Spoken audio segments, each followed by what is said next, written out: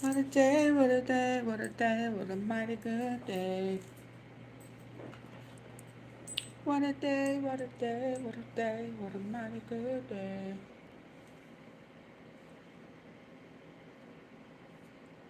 Woo.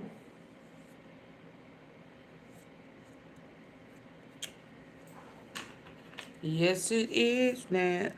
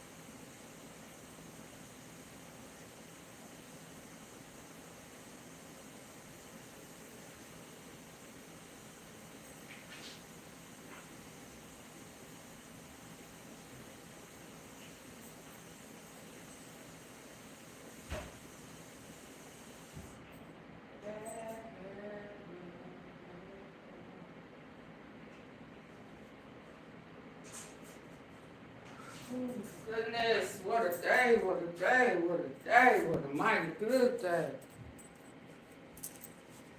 What a day, what a day, what a day, what a mighty good day. Baby, I told y'all earlier today was a good day. Hey, what a day, what a day, what a day, what a mighty good day. Or should we be singing, bad, bad, bad, bad boy? Diddy was a bad, bad, bad, bad boy. Today in court. Baby, I heard he got in trouble for witness tampering. His girlfriend, lawyer, Westmoreland. Is it true that she was doing freak-offs with Cash Money? I wasn't supposed to say that. Woo! He had a freak-off attorney, a lawyer. She tried to... I heard she got a bam, bam. Everybody talking about, ooh, Westmoreland, ooh, Westmoreland, ooh, she is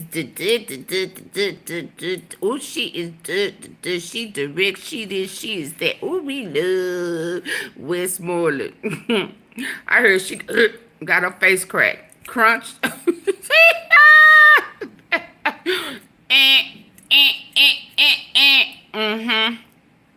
With that banner girl, folk was saying she was lying.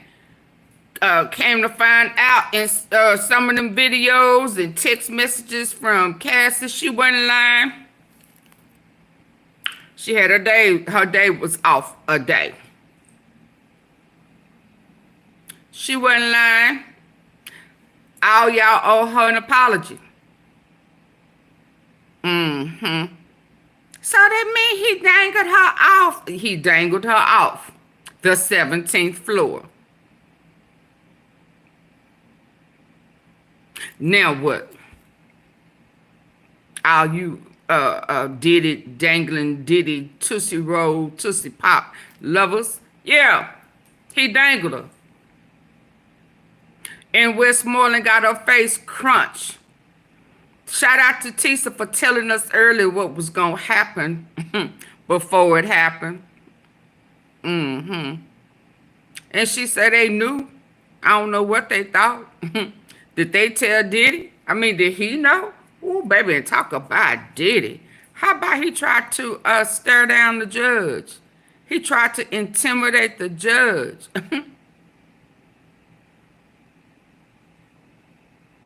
This nigga cuts crazy. Him crazy. Him crazy. And Jane Doe was the last I can't say that.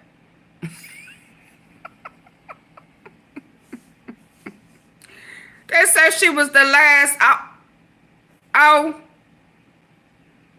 when he got busted, when they went in there and made him assume the position early. Yeah. When he thought that he was going to be able to walk in all willy-nilly how he wanted to, you know, and they went in early on that ass. They said, no, we have a change of plan. You can't walk in how you want.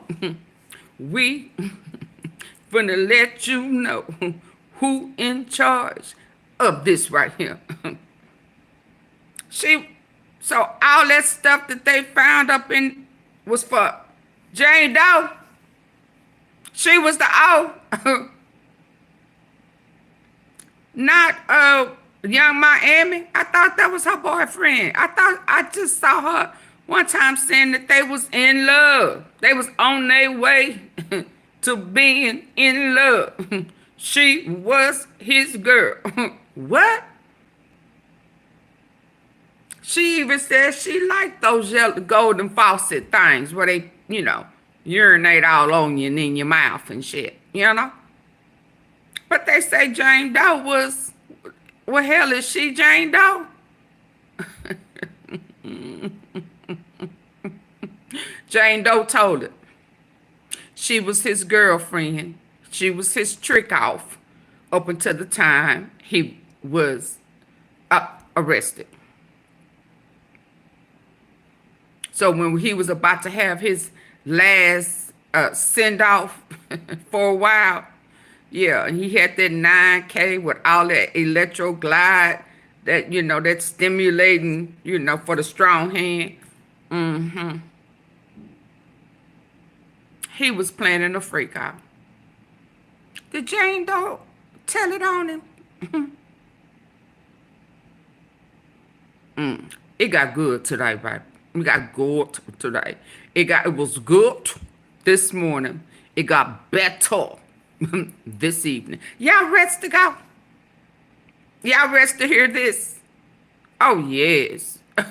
I'm sure, what's her name, Westmoreland? She should be Ford, not fired. Ford. Ford. Yeah, she got her face crunched. Let's go. Oh, Lord. Let's go. Announce all of y'all at the end of this stream, so I salute to everybody that's been in there. If y'all want to donate, the link's been in the shout out to chat. Let's get right into it, man. They demonized this girl on the right-hand side of the screen yesterday. They all demonized her, said she was a liar and everything. Yeah, they did a bad. Legal team got the smackdown. Let me repeat myself again. Diddy's legal team got the absolute smackdown. They allowed Nicole Westmoreland, a woman herself, who is one of Diddy's lawyers, who tried to sue Birdman and Slim from Cash Money Records. And so she's a hoe. She knows she a sexual assault they didn't do. She tried to sue them, got on the stand and started crying. But she want to attack this girl because this girl said that Diddy held her over the balcony. She sat up there all yesterday afternoon, all the day, bumping them gums. Get her. Came to the party for the photos. Get her. Show off my new outfit. That's right. She's out of here now.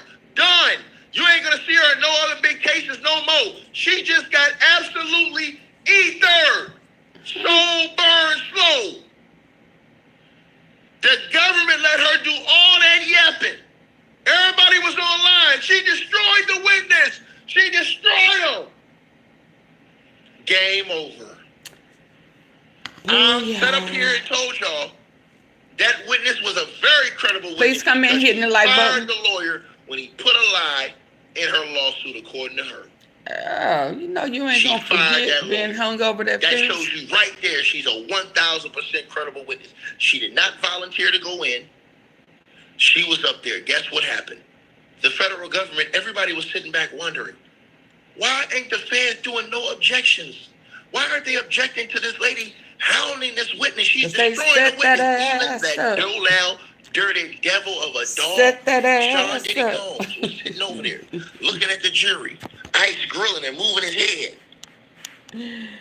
Getting in trouble with the exactly judge. what they were doing. They allowed Diddy's team to fall right into the trap. Ladies and gentlemen, as soon as Diddy's legal lawyer, defense lawyer, Nicole Westmoreland, walked off to go sit down like she had did some big major work, she got absolutely cooked. And like I said, oil sheen, baby. That'll get your edges shining the way they supposed to, not dry and cracking like they was. Now, all right, this feels almost illegal to know, but our windows were so old and just desperately needed to be replaced. Not dry and cracking like they was. Now, she got finished talking all that trash trying to discredit this girl. Oh, but you said it was on this day. And see, I'm going to tell you something right now. How can it be here when Diddy was over here on this day? Do you not know that, ma'am? Do you not know that? When Nicole Westmoreland, if you smell what the rock is cooking, baby, you fell into the trap, baby. Because let me tell y'all what happened. The feds brought the forensic investigator right after Nicole Westmoreland sat her ass down. And the forensic investigator came into court and said, oh yeah, I've been doing this for 17 years. I've extracted information from over 3,000 cell phones. And yeah, I had 3 of Cassie's cell phones. And yeah, I extracted the data from that. And yeah, and that data, it pretty much corroborates what this witness said. The only thing that this girl got wrong was the date. He said the date wasn't September the 26th. It was September the 30th. Oh, wow. Oh, my God. Everything else was right. You could hear a rat fart in the courtroom after all these people was talking all that shit. The data in Cassie's broken phone Collaborate. that was extracted by the forensic investigator. He's out of here, y'all. That it just happened on a different date, 4 days later than what the girl said. And that's within reasonable cause that you did not get the date exactly right. X-ray, he out of here. Absolutely distraught after the judge allowed the evidence to be entered in the case. And now all these people that went around here and made slanderous videos calling her a liar, they may be of litigation to get their ass sued too for slander because this woman told the truth. And in open court today, they showed the evidence. They didn't show it in the direct examination. They were smart. They knew what Diddy's team was going to do. They did not do any objections. They allowed Diddy's team to annihilate this girl on the stand. You know why? Because they know they had the evidence. And on recross, they were going to drop the evidence. And what it was going to do is make Diddy's team look like the bullies they are.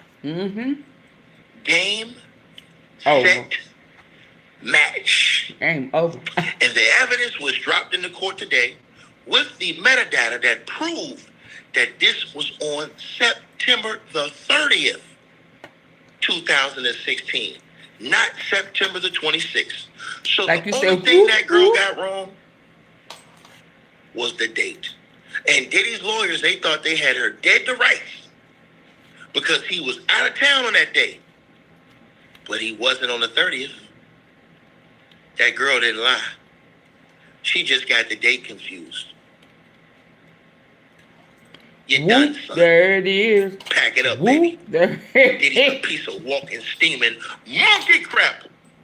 But not only that, and I salute to everybody that stand 10 toes with your boy, because you know I'm forever cooking. That wasn't it. Ladies and gentlemen. Whoop, there it is. I found it. I figured it out today. Today, victim 2 came in the courtroom after this girl, Brianna Bogon, left the stand. Victim 2 came in the courtroom today. And ladies and gentlemen,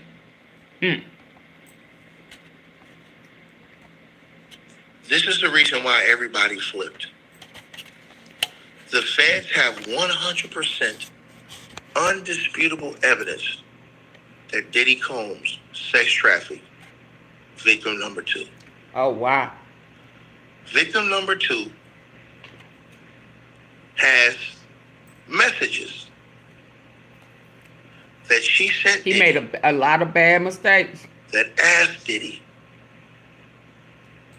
or told Diddy, I should say, that she did not want to do it. He's done.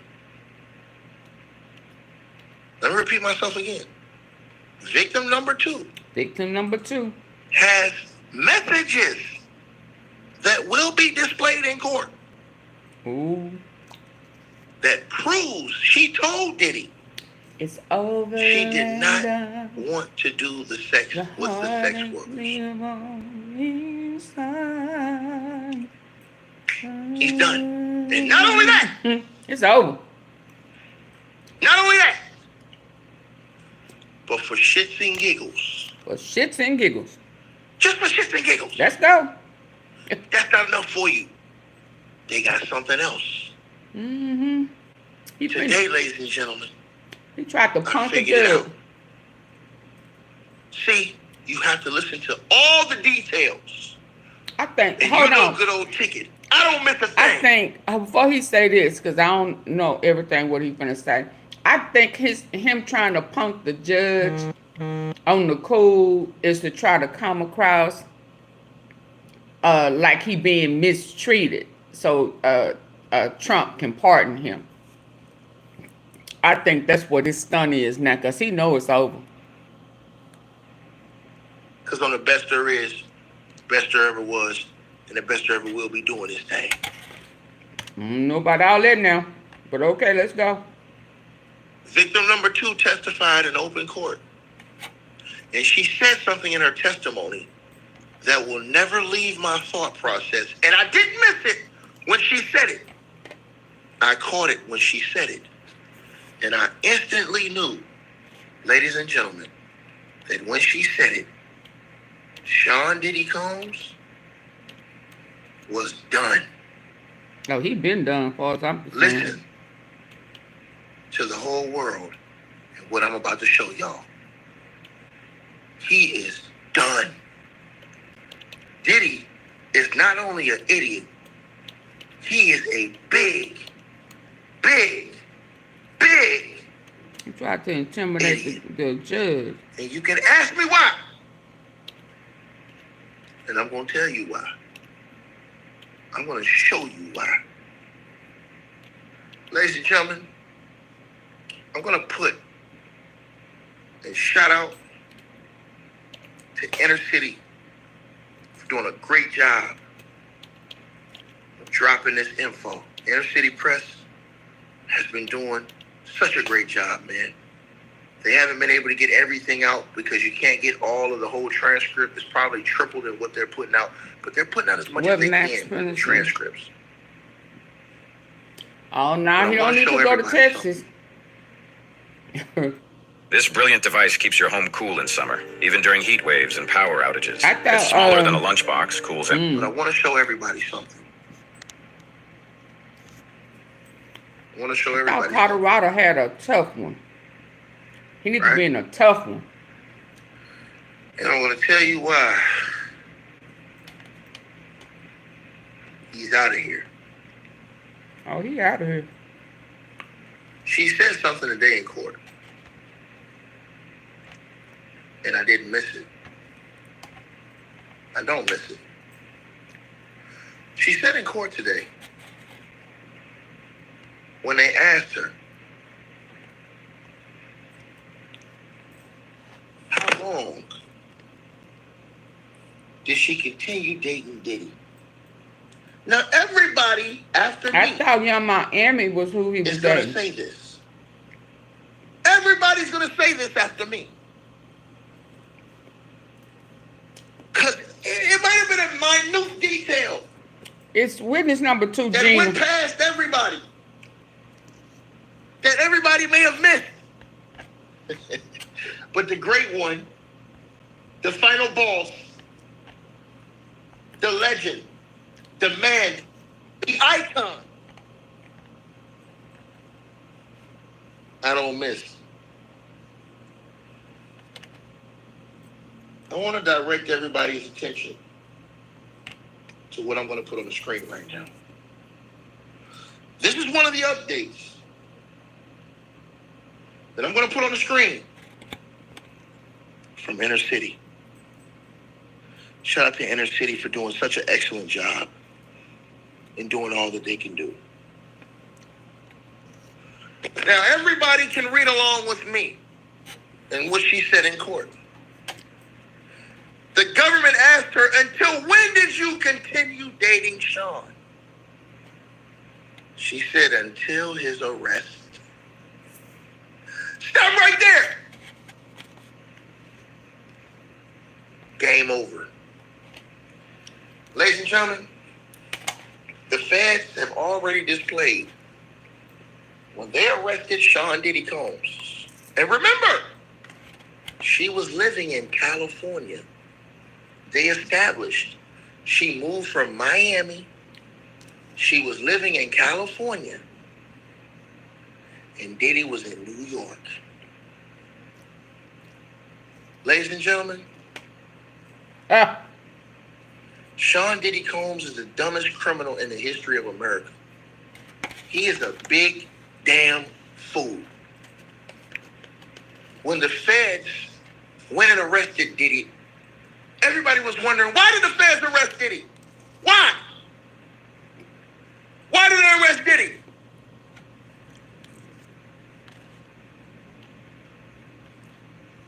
Oh my God.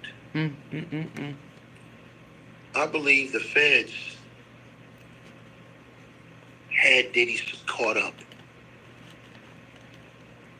And here's why. The feds have proof. 100% sex trafficking. He wasn't under surveillance. 100% that it was victim number 2 whose things were in that hotel room when they arrested Diddy. Them high heel shoes. And I will also believe that the feds are going to prove, and they're going to show who that sex worker was that was brought to that room. And that was supposed to be brought to that room. The feds, when they went to arrest Diddy in that hotel, Diddy is supposed to be ready to turn himself in. And this dummy is having freak-offs in the hotel in New York. And sex trafficking, in my opinion, is what they're about to prove. Without a doubt. Because she was living in California. He brought her in. Diddy's things were confiscated, and they showed in evidence that Diddy had drugs. Diddy had $9,000 of cash money. And Diddy had a woman's high heel shoes and clothing, which they described that this woman was wearing during those freak-offs. Did she get arrested? In that hotel, when the cops ran in and the feds ran in that hotel, I believe the feds ran and arrested Diddy early because they had him dead to rights. And they knew it. I believe that the feds ran down because you never saw victim 2 get arrested. I believe the feds went and packed up victim 2, got victim 2 out of there. She didn't lie, pressure. The press could know. And then I believe the feds went down to that park and went and found Diddy and arrested his ass. and brought him in that hotel, walked him through that hotel. I believe that victim 2 gave the feds how everything was set up. I believe the victims gave the feds. She told him she didn't want to do that. Freak off. I believe that the victim gave the feds everything. I believe the feds have the phone records. I believe that the feds have the sex worker that was supposed to come and do that job. King of fools. I believe that the feds have it all. And he tried to mean-mug the judge today. That the feds caught in that hotel room.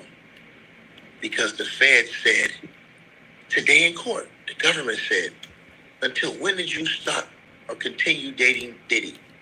And she says, until his arrest.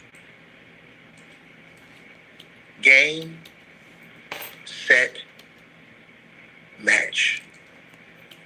The feds were not going to arrest Diddy until they had everything. Diddy had went to New York.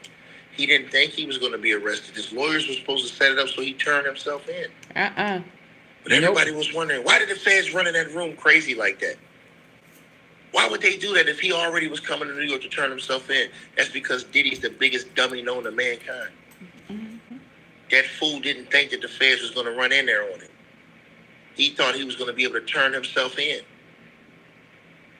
And he was still doing that dirty work. And that's how I believe the feds got victim 2 to come out with her entire story. Because I believe victim 2 was going to be charged. Want his money or? And I believe the feds. What you mean?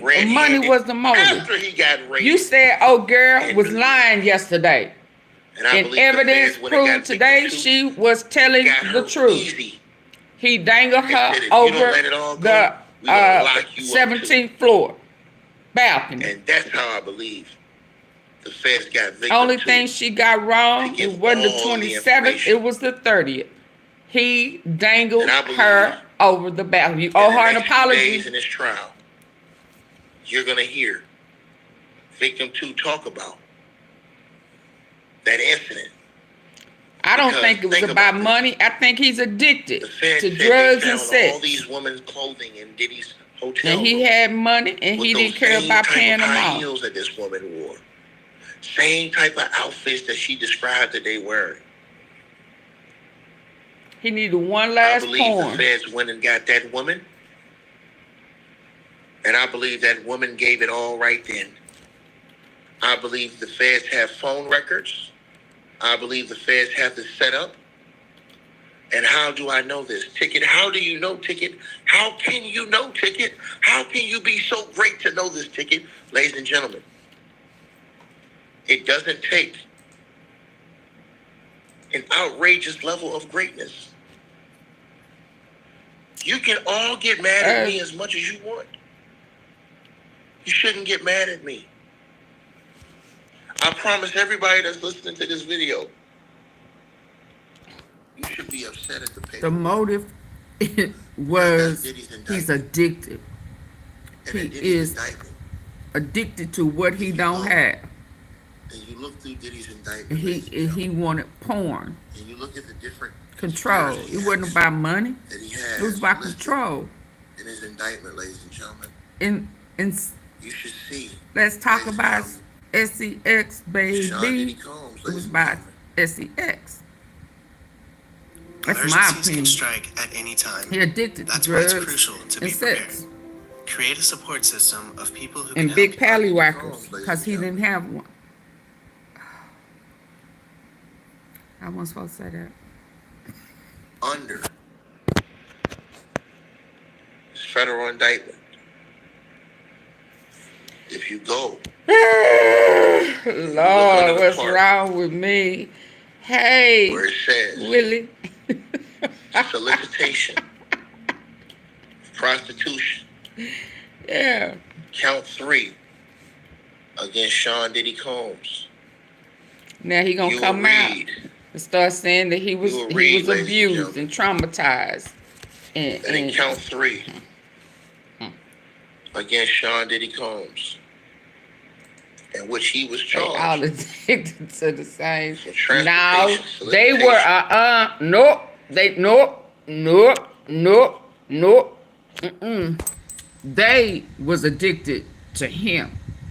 These people really was wanting or thinking that they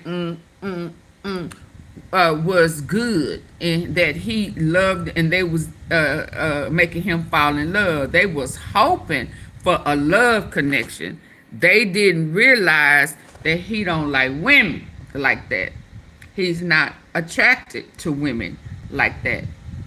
Women by themselves can't make that thing grow like it grow when he go into a male like he go into a female. Okay? They was hoping that they was making a real love connection. They was thinking that if they did all that he would put a ring on it. See? That's why Cassie kept saying, but I wanted like it's a husband, like you my husband. I'm okay with being freaky for you, Poppy. I want us to do it. I want a baby with you and start a family. That's what they was hoping for. That was the ultimate goal. It's just like when I was listening to that young Miami chick going back and forth with Gina and shit. He stringing all you females along. Only one that he in love with right now is Jay-Z. That's the only one, because that's the only one that he really liked to hear call him Sean. Ain't that what he said? And then what's Cassie gonna say? I call him Sean. Girl, he done already said he don't like nobody calling him Sean but Sean Carter. When he was locked up, he wanted to know, have you heard from Sean? Have Jay-Z, has he checked on me? Because that's who I love. Okay. Okay. Prostitution. Ladies and gentlemen, if you go read that part, and what I'm going to do for everybody in this channel is, I'm going to put that on the screen, because that part closed the casket. Now, if you guys would like, he may have had a crush on so you can read it Pop, while I'm reading like it. all the females did. He had a thing they say for Pop. Hey, D. Ferguson. You all, and I will put that part on the screen so that you guys can see exactly what I'm talking about. I figured it out, y'all. I figured it out. They got Diddy dead to rights. Oh yeah, he out of here. With victim 2. You guys want that? Is that what y'all are saying in the comments? Hey Joanne, I told y'all it wasn't all about Cassie. I'm gonna put it on the screen. She was just the bread, baby. So everybody can see what I'm talking about. Who was doing them freak out? The latest freak out offs. When you guys see what I'm talking about. Now. They say he wanted that Sarah Chapman to do it. She said, oh no. I ain't finna sleep with no man for you. So ladies and gentlemen, since you people, great people, have asked for this, I will show it to you now. Let's go. Without any further hesitation or ado. Now, what I'm putting on the screen, I think his outburst. Come on, don't make me move you past now. 3. This is the 3rd count of Diddy's indictment, which you're going to see me put on the screen right now. So, and let me say this to you. Let me say this to you. And I want you to read it. Whoever that one was going to be, with me, ladies and gentlemen. It's a wrap now. Because he got caught giving clues and transportation to Google eyes and shit. The judge The warned grand him, jury further and then he charges called him out. And then from at least and or Puffy about tried to mean mug him, 2009 stand up, up to and tried to, including you in or know, about 2024. grab his nuts on the judge. And the judge looked at, of New York. and the judge looked at him like, "No, boy, I know you now. Now, grabbing, you trying to grab some what? Word on the street, you don't have none. So what you grabbing for?" But yeah, he tried to stand up, act like he was gonna get him a glass of water, like he was gonna piss in the judge's courtroom. I know he looked at him like, you know, I don't piss, I don't. And they said the judge looked at him back like, really? Really? And then the little short guy still stood up like, oh, don't, you don't want to be so obvious. Oh, so here go AunTeaFee. I'm acting like the judge. This is my reenactment of it. So the judge was like, oh, so this what we doing?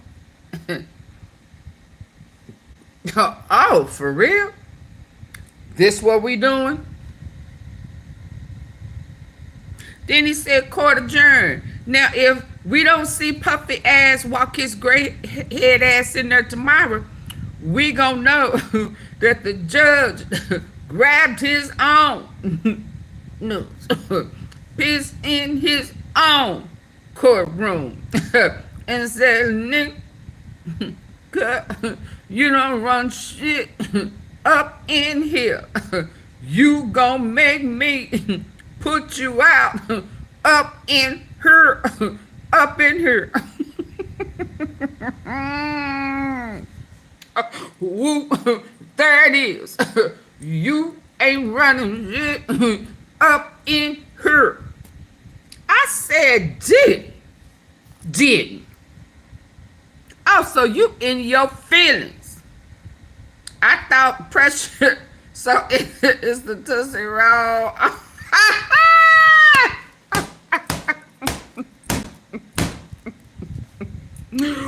Woo! What?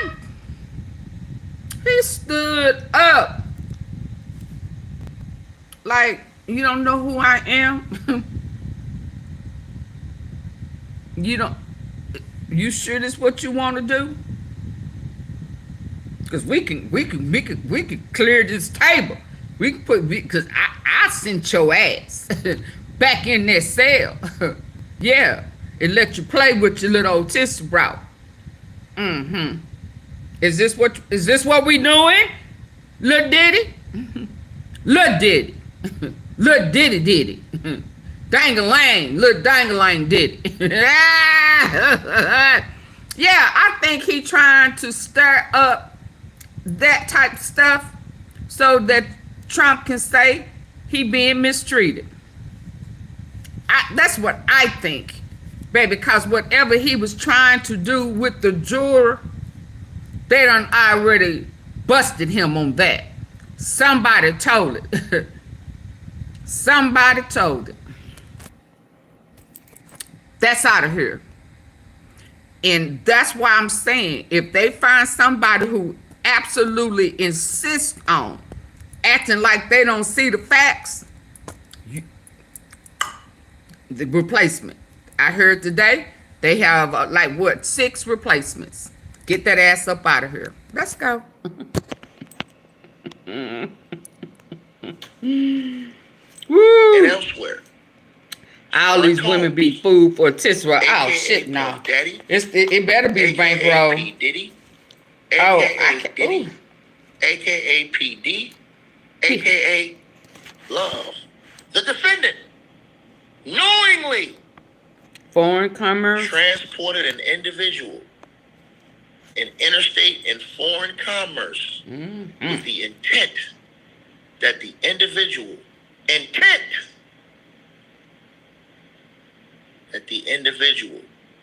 engage in prostitution. Now the fix ain't already in. Aided and abetted and willfully caused. They already got their eye. I bet you they take her ass out. Aided and abetted and willfully caused the transportation of female victims and commercial sex workers in interstate and foreign commerce on multiple occasions with the intent that they engage in prostitution. Yeah. They say intent. Do you know why they say intent, ladies and that wasn't 2012, 2014? They busted him before he could do it. He intended to do it, and they got his ass dead to rights. It says 2024, including and or about 2024. And they intended to do that.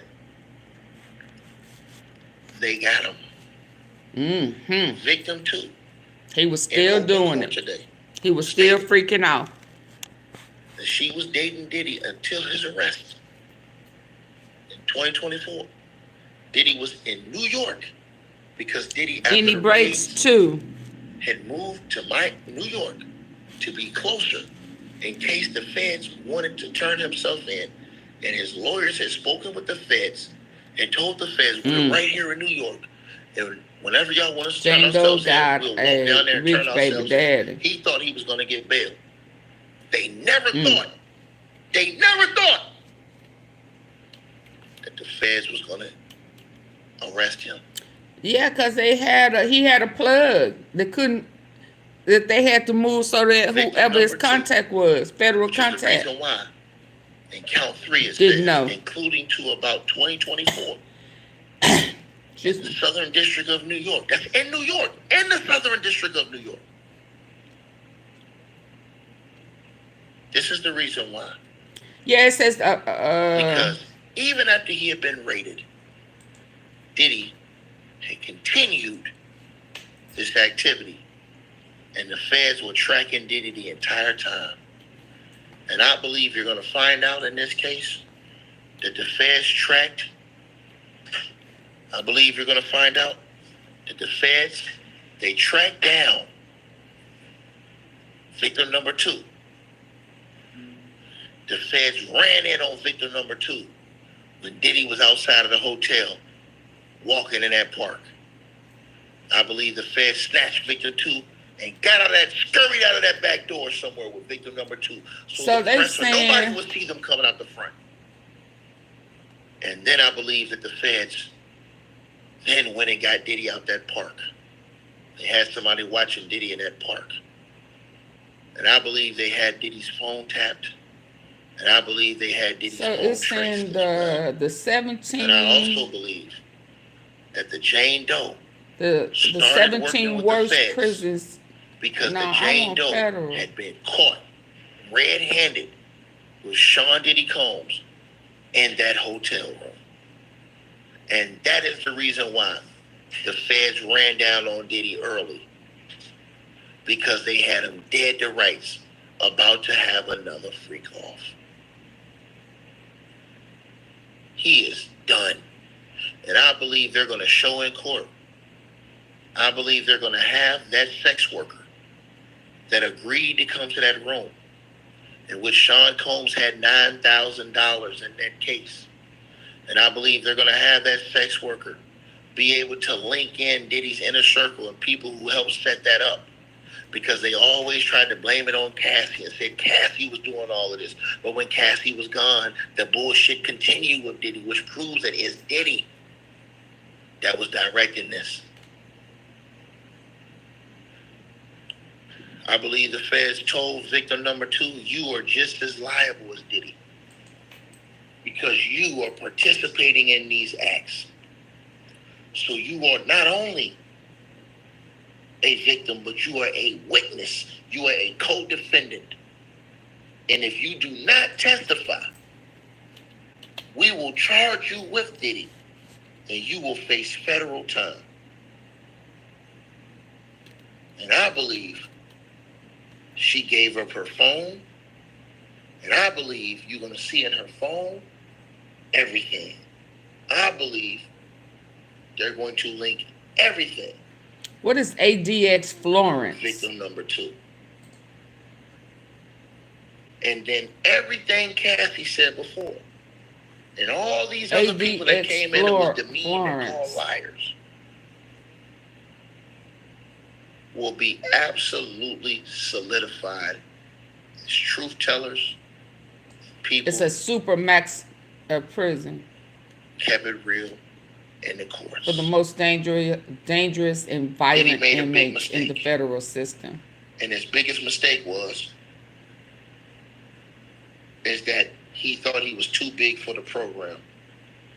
Diddy never thought he was going to go to prison because he had always gotten. Is this Colorado? Because I had heard it was Colorado. This time. I'm trying to see. This time. If it's Colorado. He dealt with a different type of beast. And I told y'all this. So you don't have to listen to me. But in the next 2 or 3 days of court, I believe they will prove that victim number 2 is the person that was in that hotel room. And victim number 2 was arrested and taken out the back of that hotel. So nobody Colorado. can say victim number United 2 States is probably Penitentiary crying. Administrative Didn't know what to Maximum do. Facility. Thinking about the family they have. And victim number 2 probably froze. Says the Alcatraz of the It gave the Rockies. feds all the information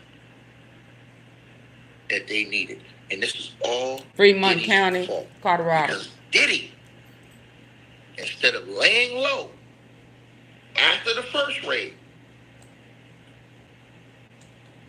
he continued with that addictive behavior. Game, set, match.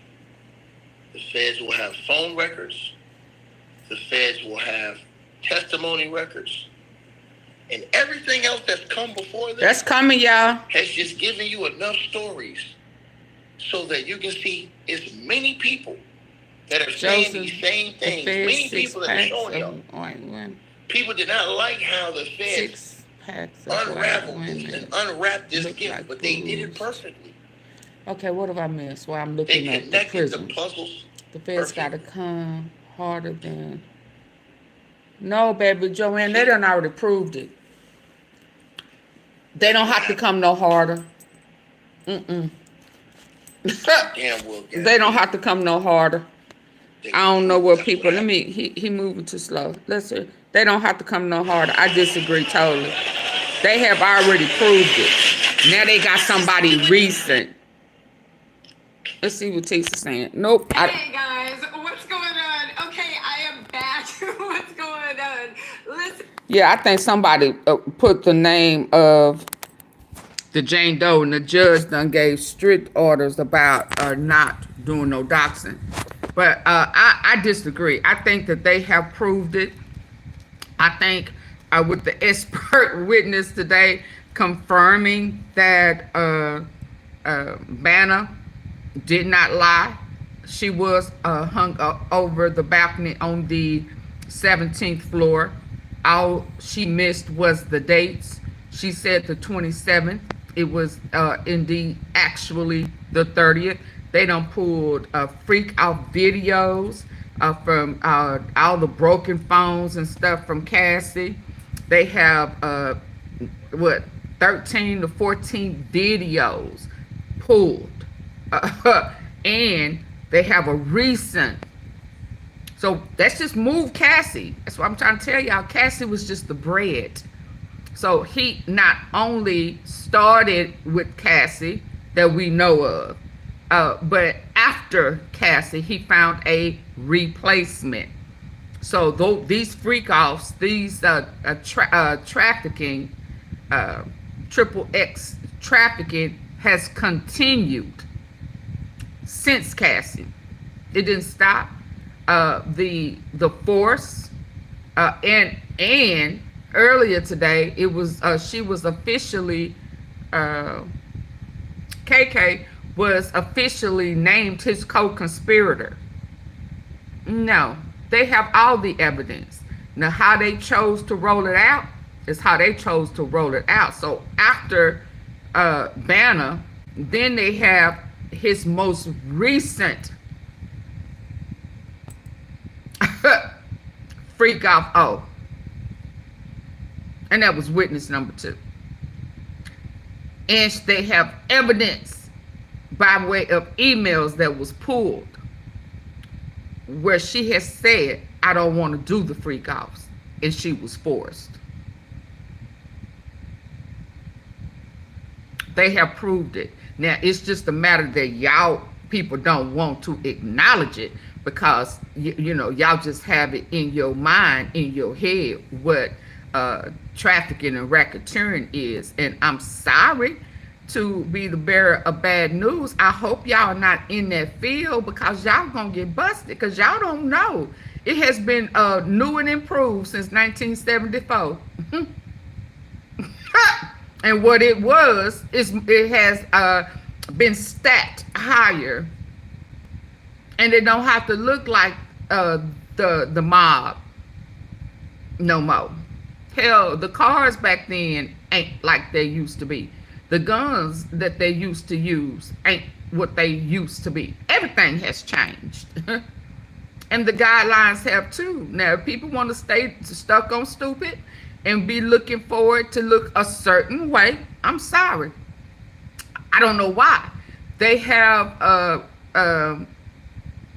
several people have went to prison on these same charges. And people didn't think it was fair.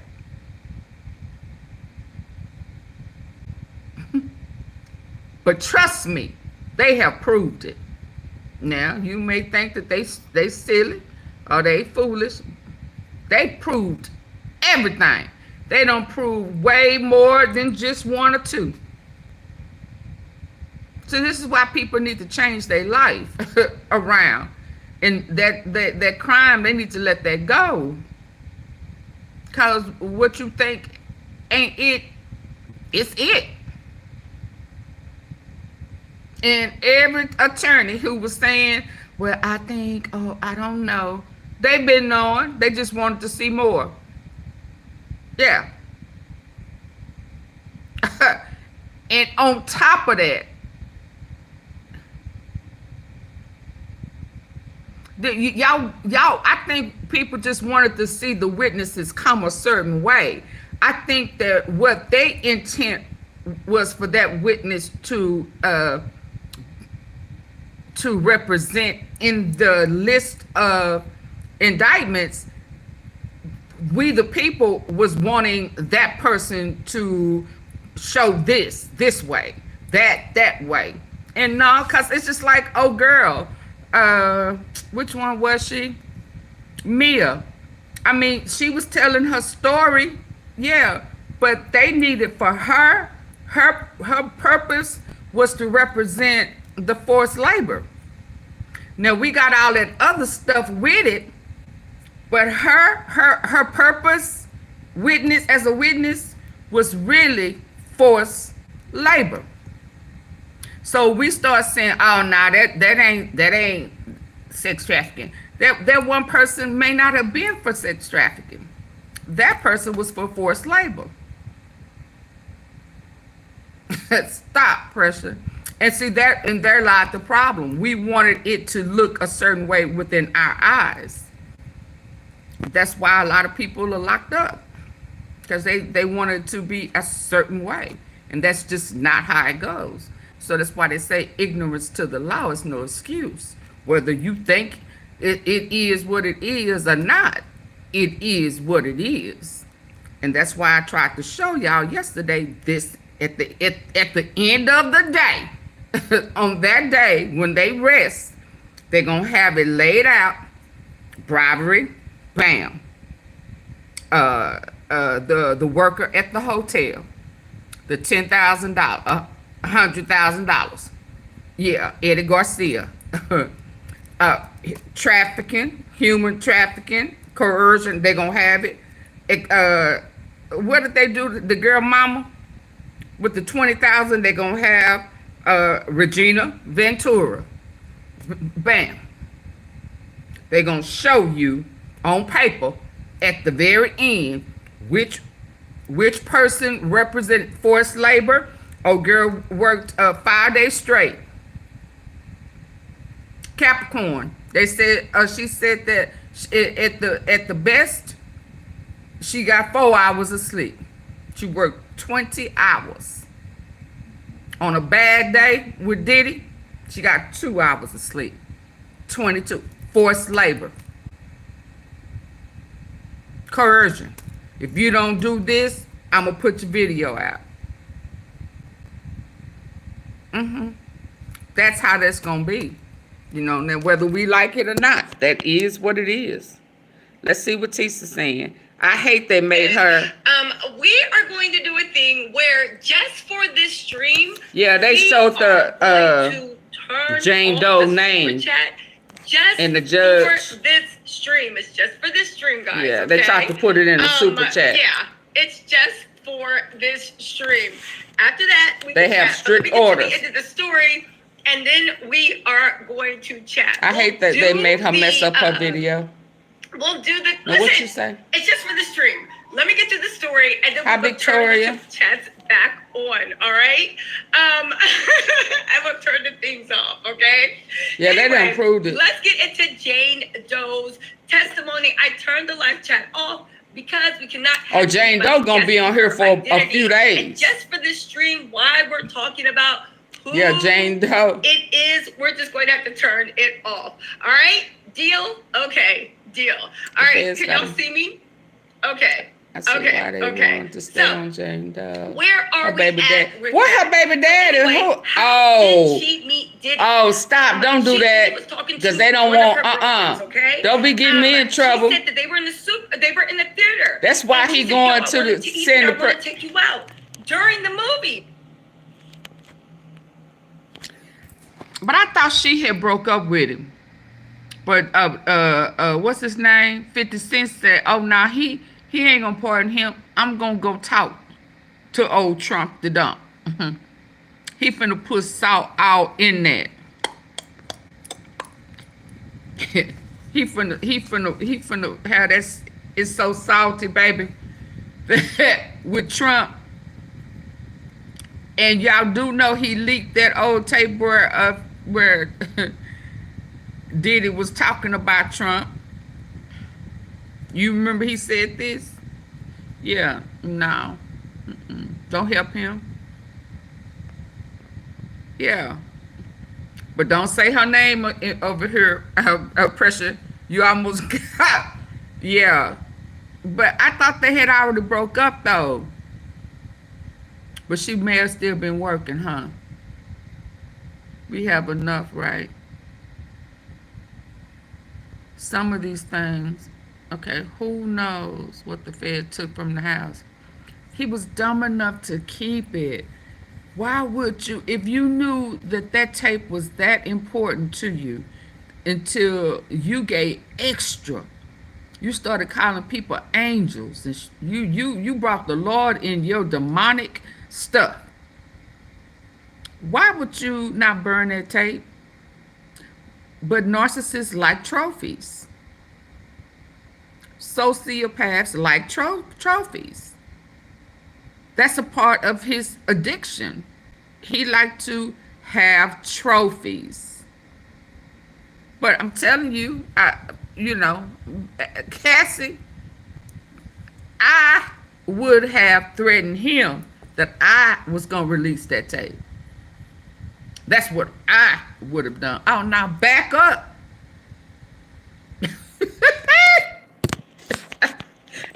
And break bread. Or I'm going to put the tape out. How about that? And if she was really just evil, she could have done that. She could have done that. Shit. Tired of playing games with you. Right? She said, it's a little complicated right now, but I'm going to be in touch. It's a little complicated right now, but I'm going to be in touch, okay? I hope it ain't. Jane actually met Diddy. The way Jane actually met Diddy, okay? We are going to go over that. Well, so let's see. Let's get into it, okay? It's over on movie night. It's fine.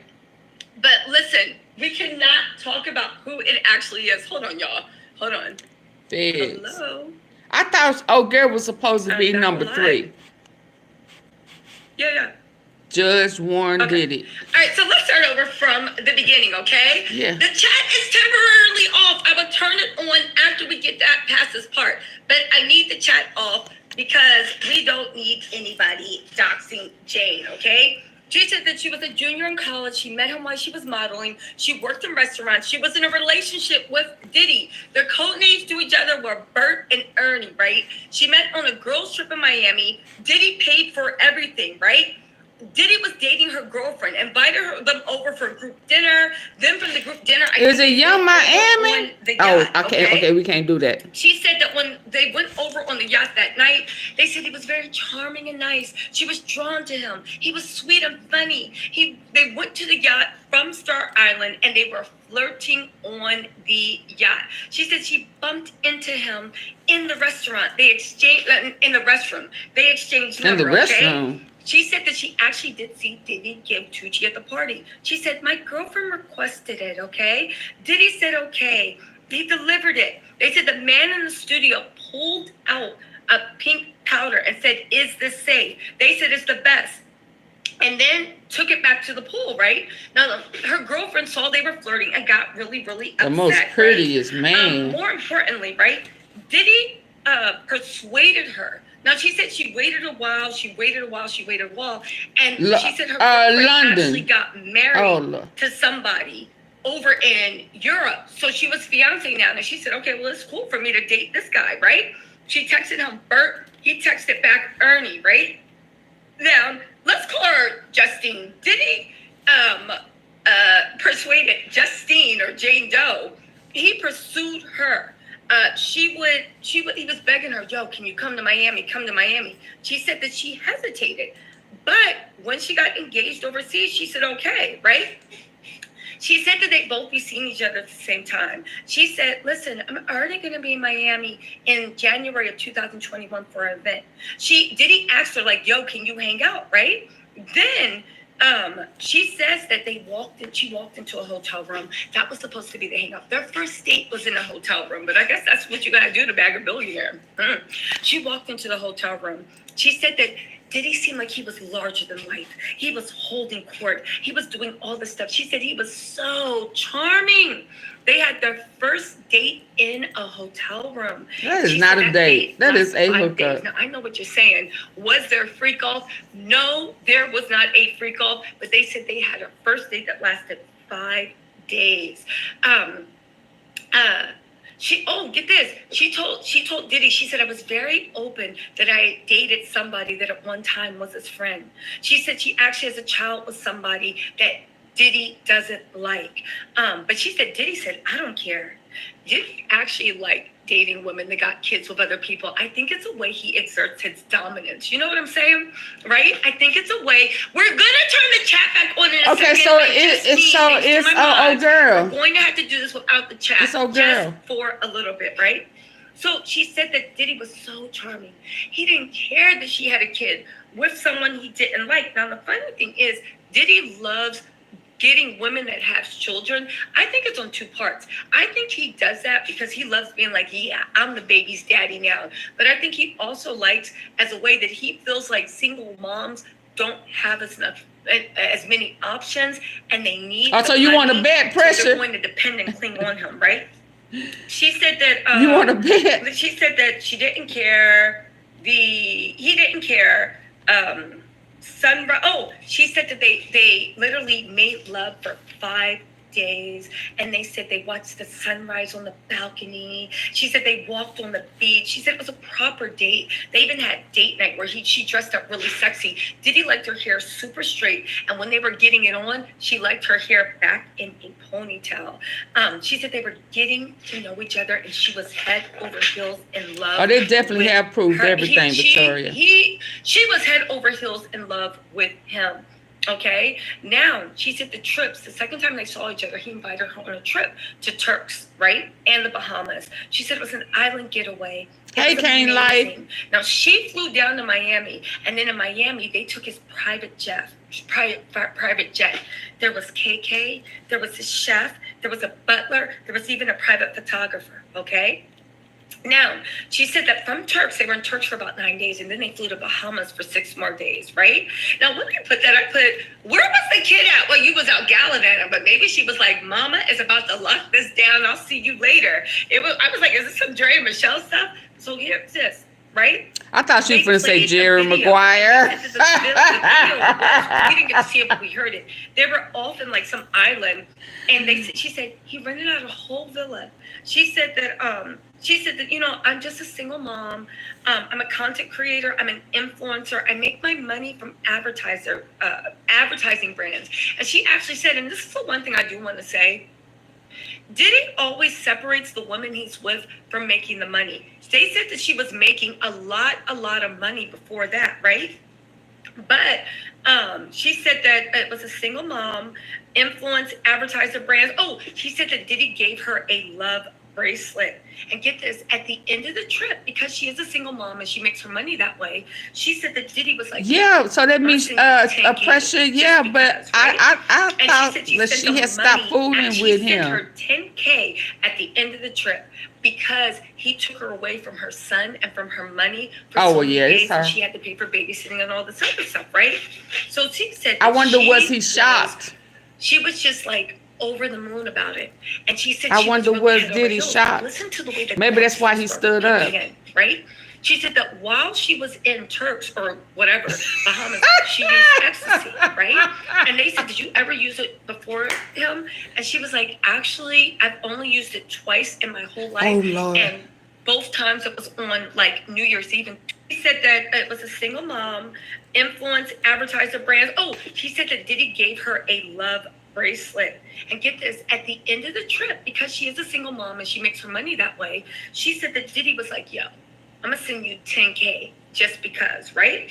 And she said she sent she sent her 10K at the end of the trip because he took her away from her son and from her money for so many days, and she had to pay for babysitting and all this other stuff, right? So she said that she was just like over the moon about it. And she said she was really head over heels, but listen to the way the dark stuff started peeking in, right? She said that while she was in Turks or whatever, Bahamas, she used ecstasy, right? And they said, did you ever use it before him? And she was like, actually, I've only used it twice in my whole life. And both times it was on like New Year's Eve in 2015. But Diddy had told her various points of the trip. He told her 9 times. She said she's only in Turks for 9 days. He told her 9 times, tried to get her to encourage to use ecstasy, right? So almost every day he was pressuring her to use X. And she said one day they were at the pool drinking, and Diddy opened his hand like a devil. He opened his hand, right? And he said, yo, take this. It'll make it even more fun, right? And then she said she wanted to please him. That was her partner. She wanted to show, and she was head over heels. So she took it. And she said that she was walking along the beach, and then all of a sudden the X just hit her, which I have to know, right? I know chat is temporarily disabled, but I have to know. Is X the same thing as Molly? Is X the same thing as Molly? Because I keep hearing Molly and I keep hearing X. And are they the same thing? Anyway, she said that she was walking on the beach and all of a sudden the X just hit her. She said she fell on the ground and all she remembers is grabbing his hand. She started convulsing and shaking and going crazy. What did he put in that X? I don't think that was regular X, because why were you on the ground convulsing and shaking? Do you know what I'm saying? Right? She said that she grabbed his hand. She was convulsing. She was throwing sand around. She was shaking. And she said that she was screaming. Okay? KK and the butler somehow put her in the shower and ran water over her, hoping that would take the sensory thing down. And it did. So that means that Diddy gave her something that made her almost OD. Diddy gave her something that made her almost OD and said that it was X, which makes me think, what did he put in that horse tranquilizer stuff? Anyway,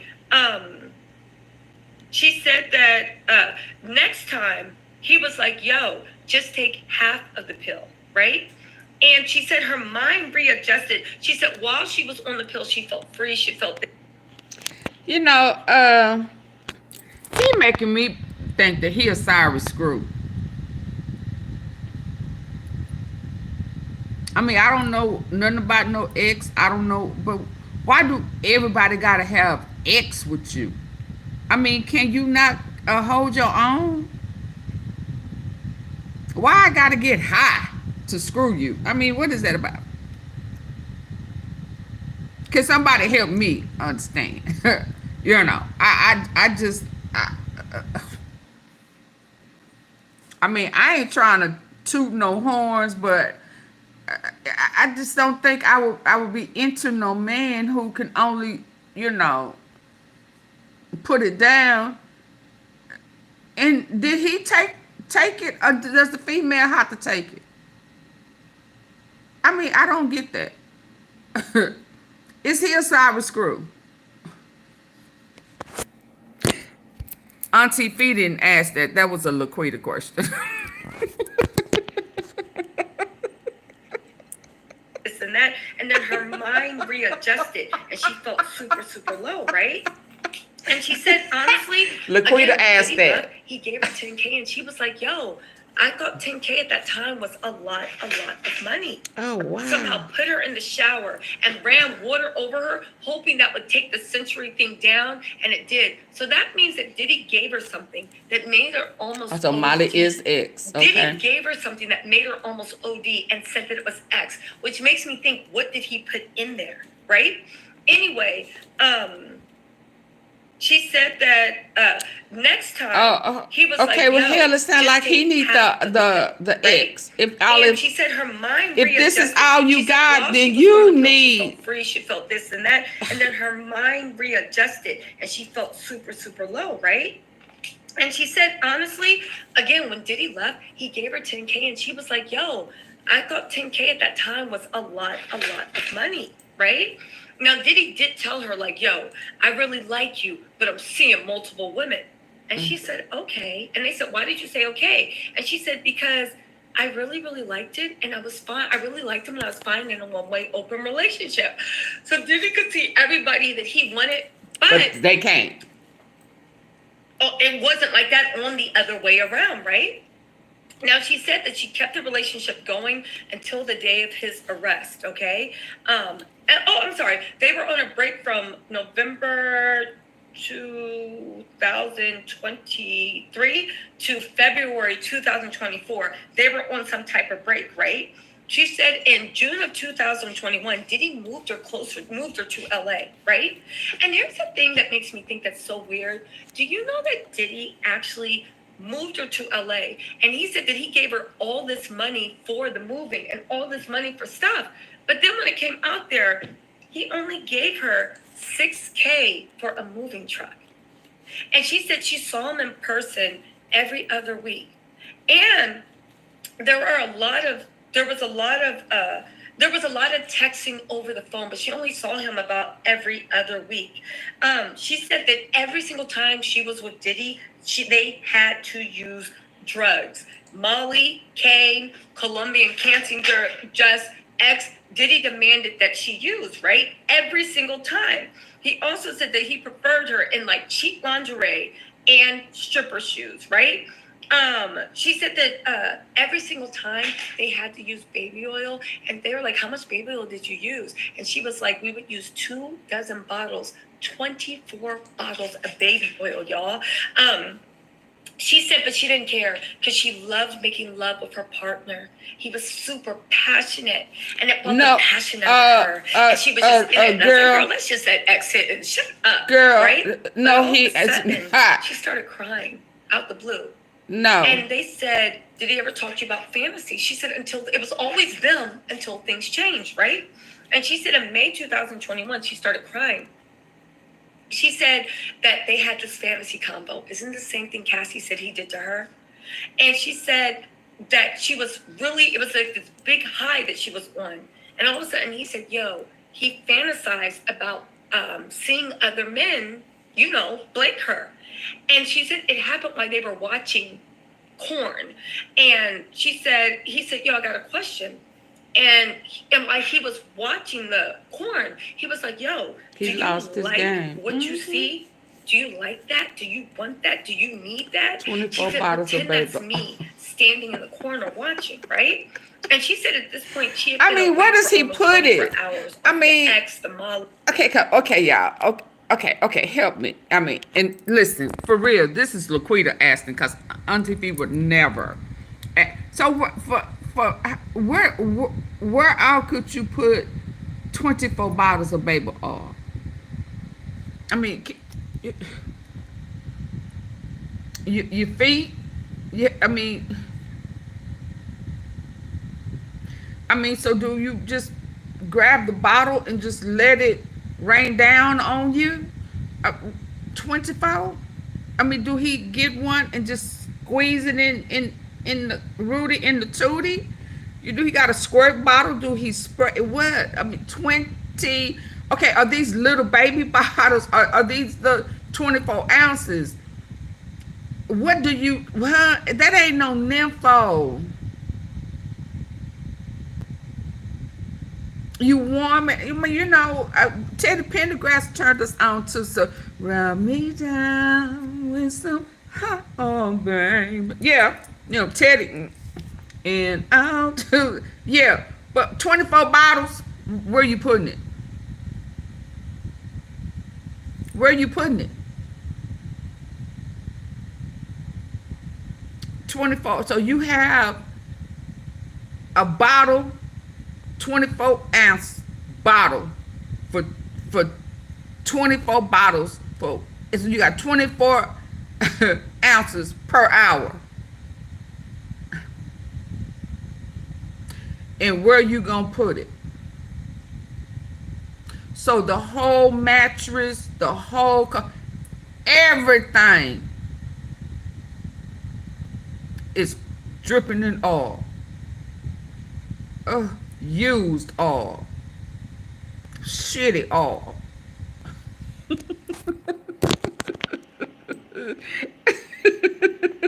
I ain't never heard nothing like it. They were doing the do. The hell his lips they've look been awake for, ashy. like, Why his she said lips she was ashy asleep with all that the damn night, oil? And all of a sudden, Diddy was like, yo, I can make that fantasy happen. What? And she was like, okay. And they were like, why'd you say okay? And she's like, and all of a sudden he said, yo, he fantasized about seeing other men, you know, blake her. And she said it happened while they were watching corn. And he said, yo, I got a question. And like he was watching the corn, he was like, yo, do you like what you see? Do you like that? Do you want that? Do you need that? She said, I told you Cassie was his porn star. In the corner watching, right? And she said at this point, she had been awake for almost 24 hours off of the X, the Molly. They were doing the do. They've been awake for like she said she was just like sleep deprived, this and that, right? And all of a sudden, Diddy was like, yo, I can make that fantasy happen. And she was like, okay. And they were like, why'd you say okay? And she's like, I said okay because like I wanted to please him. I just wanted to make him happy. I didn't think it was going to happen, right? And she said, okay, let's play into your fantasy. And she went into the bathroom. And she said when she came out the bathroom, Diddy was on the phone with a super serious look, texting, wearing a bathrobe, and said, yo, I can make it, wearing a bathrobe, and said, yo, I can make that happen tonight, right? He done made a booty call with a male stripper. 2 hours later, in a hotel, 2 hours later, she was in a hotel room. There were red lights everywhere, and all the assistants were said, who's the assistant? and the lights turned red. Well, she didn't say KK. She said there was some assistant, right? I don't know if she said KK because she was talking very, very softly. But there was somebody doing everything, right? And Diddy, he was like, yo, relax. I know this guy. He's a nice guy, right? And they literally told her, I think one of the assistants said that sexual things are about to start. And they said there was no info. She wasn't any info except for he's a nice guy and just relax, right? And they said you're going to be in a room by yourself for a little bit. And Diddy walks out, right? She's in robe and lingerie. Dom was in the room. She said that they like, what happened? And she said, I was just trying to be smiley. I was getting to know him. I was trying to break the tension, right? But she said that she also started like, oh, and I think she was right. And she started slow dancing. She started slow dancing because she was dancing really slow to break the tension. She said after it was over, she felt dirty and yucky. Oh, and get this, right?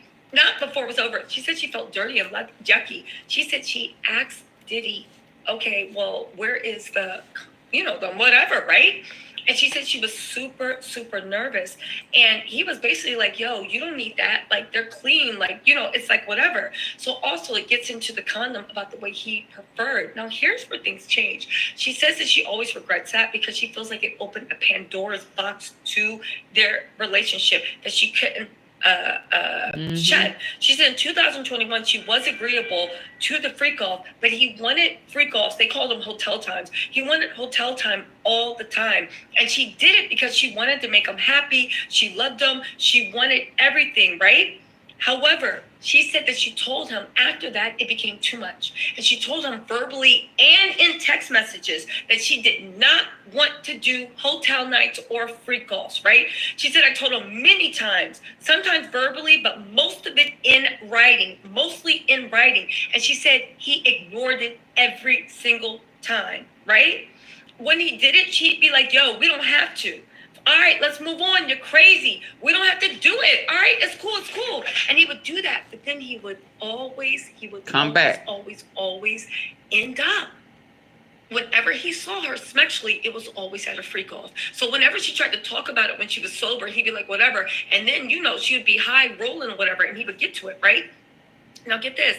She said that Diddy paid the rent in her home. And get this. He was paying her rent. Do you know that she was doing hotel parties and freak-offs for only $10,000 a month? But that's only because she wanted a home and she wanted something stable because her kid's father, I guess, wasn't. Well, no, that's not true. He was giving child support, but she said it wasn't enough and she just wanted some stability and she wanted a nice home with her son and she wanted a nice backyard. I actually thought that was actually really, really sad. Like, you really just wanted like a simple life and you thought that was the closest to get your kid. And meanwhile, this man is only paying you $10,000 a month. She was doing all this to only get $10,000 a month. Now, don't get me wrong. $10,000 a month is a lot. And if anybody would like to put me on payroll for $10,000 a month for me to do nothing, I would be very happy for that. But yet and still, I think it's actually really, really crazy. Right?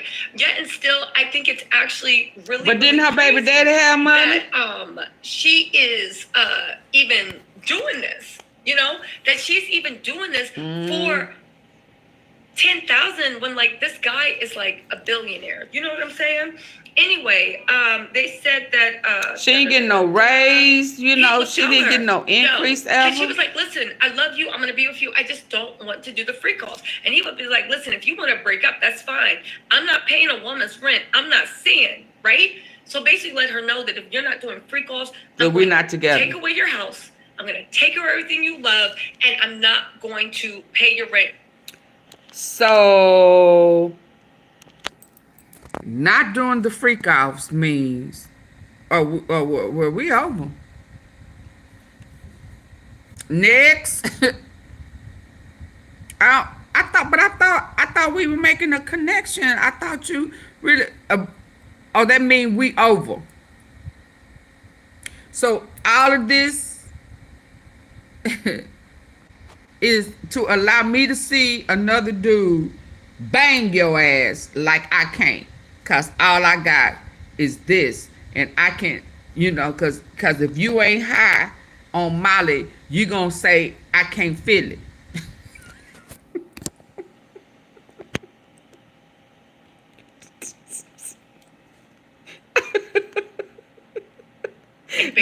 Then I'm going to have to beat you for that. She felt obliged to perform. Now, I know people don't say, what does this prove? They're just getting started. It proves a lot, right?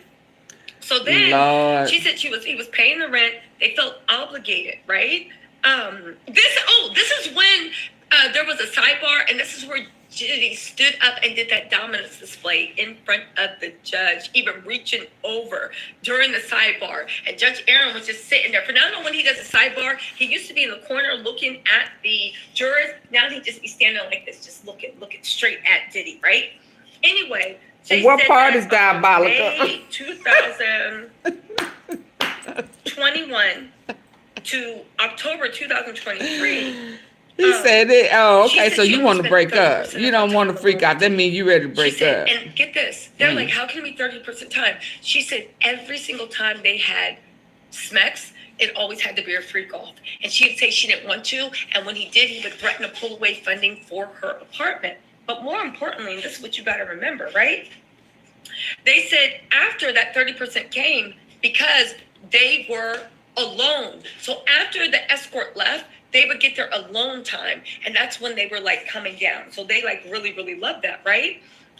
Let's see. She said that when she saw Diddy, it But was I thought super she unpredictable. said they There made was mad, no passionate given. love. And sometimes he would call Oh the my night God, he before, sometimes just- the day it of, was so sometimes a passionate. couple days before. She had to make sure she had proper childcare. And I was like, how is this fool doing all this stuff, popping in your life, and you have a kid? But I get it. I think she was really, really, really trying to secure security. Cut for it the off, child. baby. And that's actually the really sad part, which just makes me think why Diddy was going after single mothers, because they were easier to control. Think about it. Absolutely. Except Cassie and J-Lo. So, you know what? But again. Anyway, right? J-Lo wasn't, J-Lo wasn't thirsty. She had her own money. You know, J-Lo don't give a damn. She had been Affleck So anyway, she also and said that in Living it was getting Color, real expensive. Now, the Living only thing he paid Single. was the rent. In Living Color had already He ran said through that she her. always had to keep her nails done. He liked creamy white nails always. Her hair always had to be straight and a fresh blowout, and she had to be tan. She said after she used to travel a lot, and she made J-Lo said, money "Hold your on gun." Instagram traveling. She said after that she took hardly any trips with friends, right? And she said the one time she had taken a trip, Diddy was texting her, "I'm so disappointed. I'm upset with you. How could you do this? This, that, and the third," right? She said that she was in the south of France She in left early. 2024. And there was mean. Diddy Oh, was you a bunch jeopardizing of my mean career? voice Oh, notes. no, boo, bye. Super disappointed. And felt bad. She felt bad because he was mad, and she wanted to please him. She wanted like everything to be okay. Don't The manipulate looks, me. He demanded she have straight hair, and whenever they had SMEX, it was in a ponytail. Creamy white nails. Oh, also he demanded she get a nose piercing. And almost every day, grooming took over, working out, her nails, her lashes, everything. She said that she was just consumed by him. She couldn't work, right?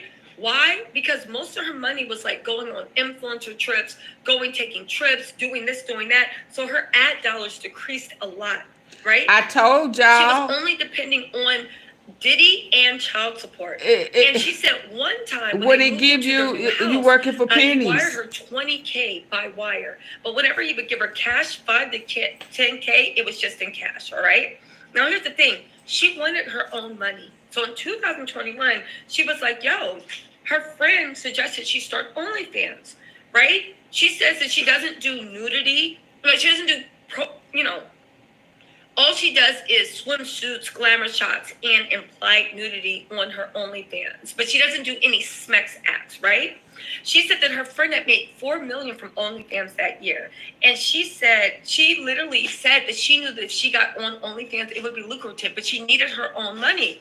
So Diddy said, yo, we got to think about this. Why? Because she said, I needed permission from him to see if I could do OnlyFans, right? She also desperately wanted his approval. And so he literally said, and this is where I put, Diddy is so cheap. He said that Diddy was like, yo, well, how much you want for me to put you on allowance? And she was like, $15K, which is only like what, $150 and $200K a year. Hear me out. That's a lot. That is a lot. Hear me out. That's a lot. But it's not like Y'all hit the like button. Like it's not OnlyFans What you money. saying? You see what I'm saying? It's See, not just like I OnlyFans. It's a lot. can't defend. But it's not OnlyFans money. You can't And defend a these $200K fools. for a billionaire? Yeah, I don't think that is that much. $200K for a billionaire, I don't think that is that much at all. Say what you want, but I do honestly think that you could do more, get more, say more, do whatever. Okay? Yeah, guys, I know. You can stop messaging me. We have to chat. temporarily disabled because, you know, we just want to make sure, right? Anyway, they said that he literally said, yo, 10K, I'll give you 10K a month, right? And get this, he used the allowance, right? He used the allowance for her to have a comfortable living space, okay? I'm sorry, she used the allowance. So he said he would give her 10K a month in allowance. Do you know that I thought these girls were making bank, and it breaks my heart. You're only getting 10K a month from a billionaire to be his paid escort. It is crazy. No, they're not now, being a paid escort. I want to say one thing. Carisha is caught in a lie. What's up, Jamie? Carisha is caught in a lie because didn't Carisha tell us that Diddy was giving her 300K a month or 200K a month? Now that we know how cheap Diddy is, you better take a few zeros. I wonder if Diddy was even buying her dinner. Wasn't Carisha supposedly getting 300K a month? I wonder what Diddy actually gave Carisha, because it seems like he's very generous when he's trying to hook you. Right, in the beginning. He hooks you, in the beginning. Then he flipped the script. Right? Mm-hmm. So anyway, right? They said that she said that the allowance just was for a comfortable living space. And the thing is, she said she just wanted a yard. She wanted a house. She wanted something, right? And she said that Diddy's CPA was on the email along with Jane and Jane's landlord, right? And she said that after that, she always had to go to hotel meetups with Diddy. She also said that she talked about she would go on Diddy's private plane. A travel agent would hook it up for her, and KK and Jess would actually coordinate. Again, this is getting to the RICO, right? She said every time they went to the hotel, the setup was the same. Red lights, music, alcohol, sheets, blankets, towels, baby oil. They would use 24 bottles of baby oil at the time, okay? There's text messages about this. He would choose what she wore. In hotel nights, she would always say hello, make small talk, be undressed. The guy would be undressed in shorts. She would be in a robe, high heels, and she would be slow dancing to try to take the edge off. She said that she would have to pour baby oil all over the man. For foreplay, she would have to touch him and her, pour over, blah, blah, blah, blah, blah, blah, blah. They said Diddy always diddled with himself in the corner. Listen, it was diddled, all right. Oh, and get this. Little diddle. After the guy finished, he would demand that the guy, because I don't think that he let the guy use condoms. Mm-hmm. After the guy finished, he'd always have to finish on her body. So she could rub it on. After that, Diddy would tell the man, you can go. And then also, they said that lead at her. Use the guy, they would, quote unquote, make love. And Diddy they would make love while the guy's stuff was still on her body, and Diddy wouldn't clean up. So it goes into that. At that point, they said these hotel meetings would last.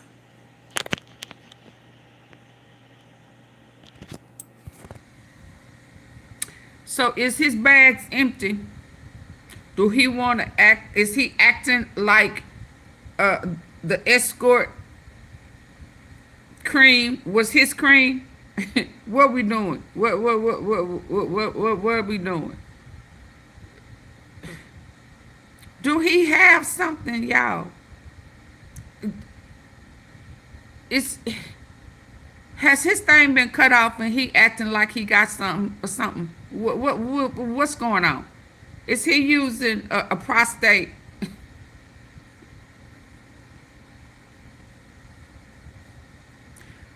Why is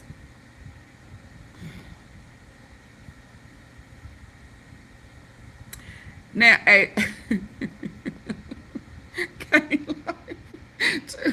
high five.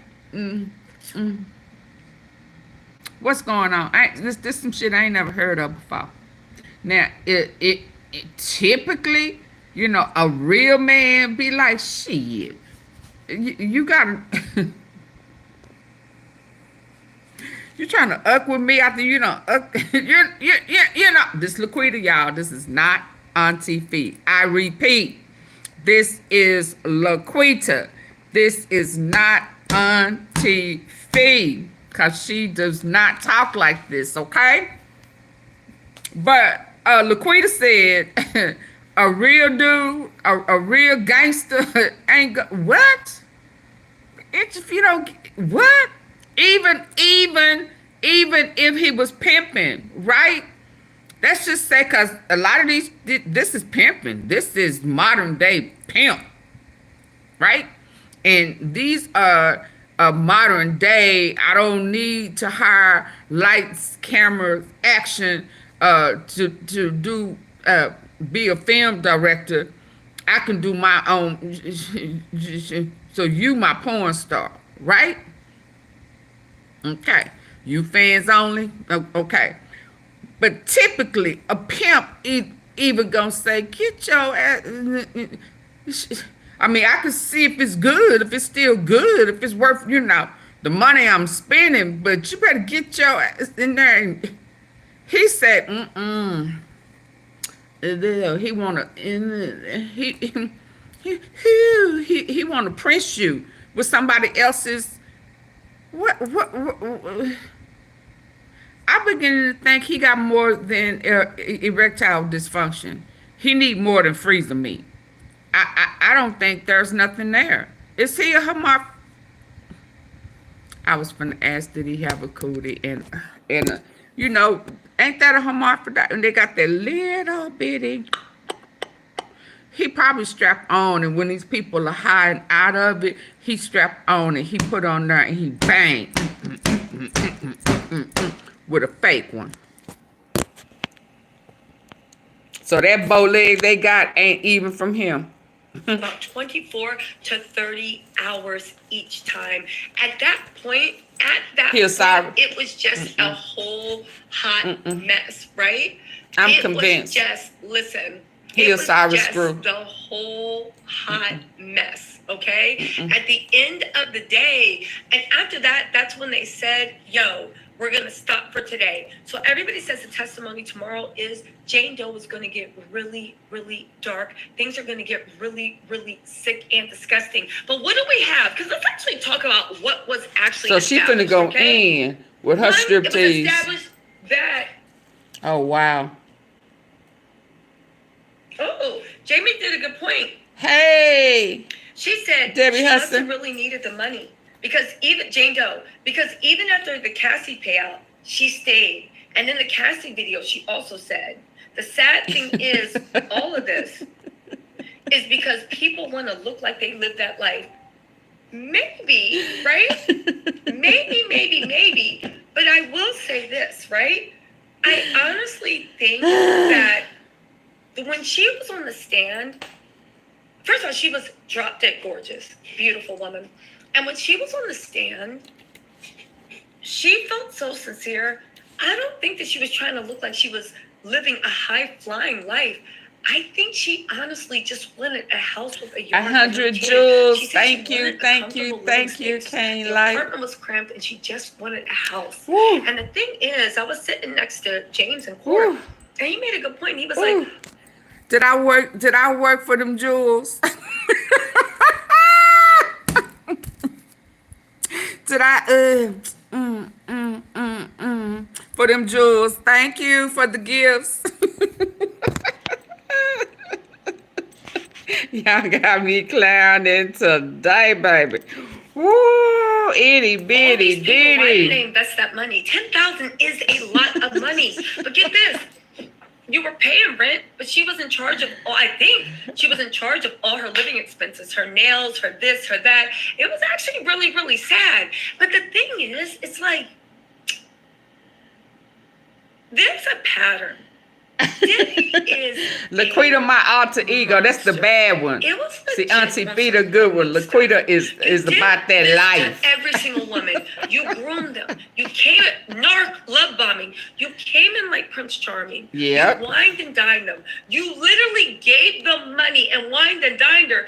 But all of them made love to her, so she said. You separated them from what made them make money. Let's not forget Young Miami and the City Girls. You separated from what made you make money. Do you know what I'm saying? So when you do all that, leave that here. like, what in the world could you possibly be? Like you separated her from the way she made money. And again, you can say, oh, well, she needs to take personal accountability, but when somebody grooms someone over and over, but anyway, they haven't even gotten into the body. Somebody said that he had men pumps, men high heels. What she actually went through. Again, it's just starting, and you can tell this girl has still a lot of love for Diddy. You can tell that this girl these people don't know what love is. A lot of love for Diddy, but yet and still, it's just really, really sad. It's sad. And again, I know what you're saying, but the way she was describing everything and what you had to do to just make 10K a month, hear me out, it's a lot. But when you are a billionaire, I don't think it's that much to be doing freak offs. If Diddy was paying the escorts about 6K, 6 to 8K every single time they turned a trick. But the girl who was the one doing this, because you needed her, you were only giving her 10K a month, and you were paying but see, that's the problem. Hold on. I've been trying to tell y'all for how long he is more interested in the men, not the women. He'll break bread on the guys. The bigger the pallet. Oh, yeah, he throwing money on the bed. I like this shit. He ain't never do that to no woman. I don't care how much she danced and she He ain't throw no money at her. It's the men. And that's why he will break up. When you say, I don't want to do that no more, they said, oh, okay, we over.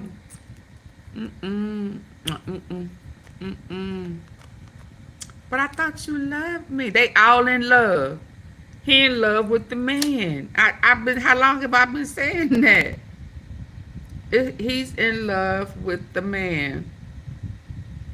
He's in love with the man, not the women. So, ladies, girl, whoever you are, you need to come talk to me, baby girl. I wish you had someone in your life that would break it down to you, all cute and nice, you know. And I know it may hurt your feelings, but that book long time, he's just not that into you. See, the men, the male escort have what he have. He don't have it like that. He can't make a woman climb a wall like that, like he see them climbing with them escorts.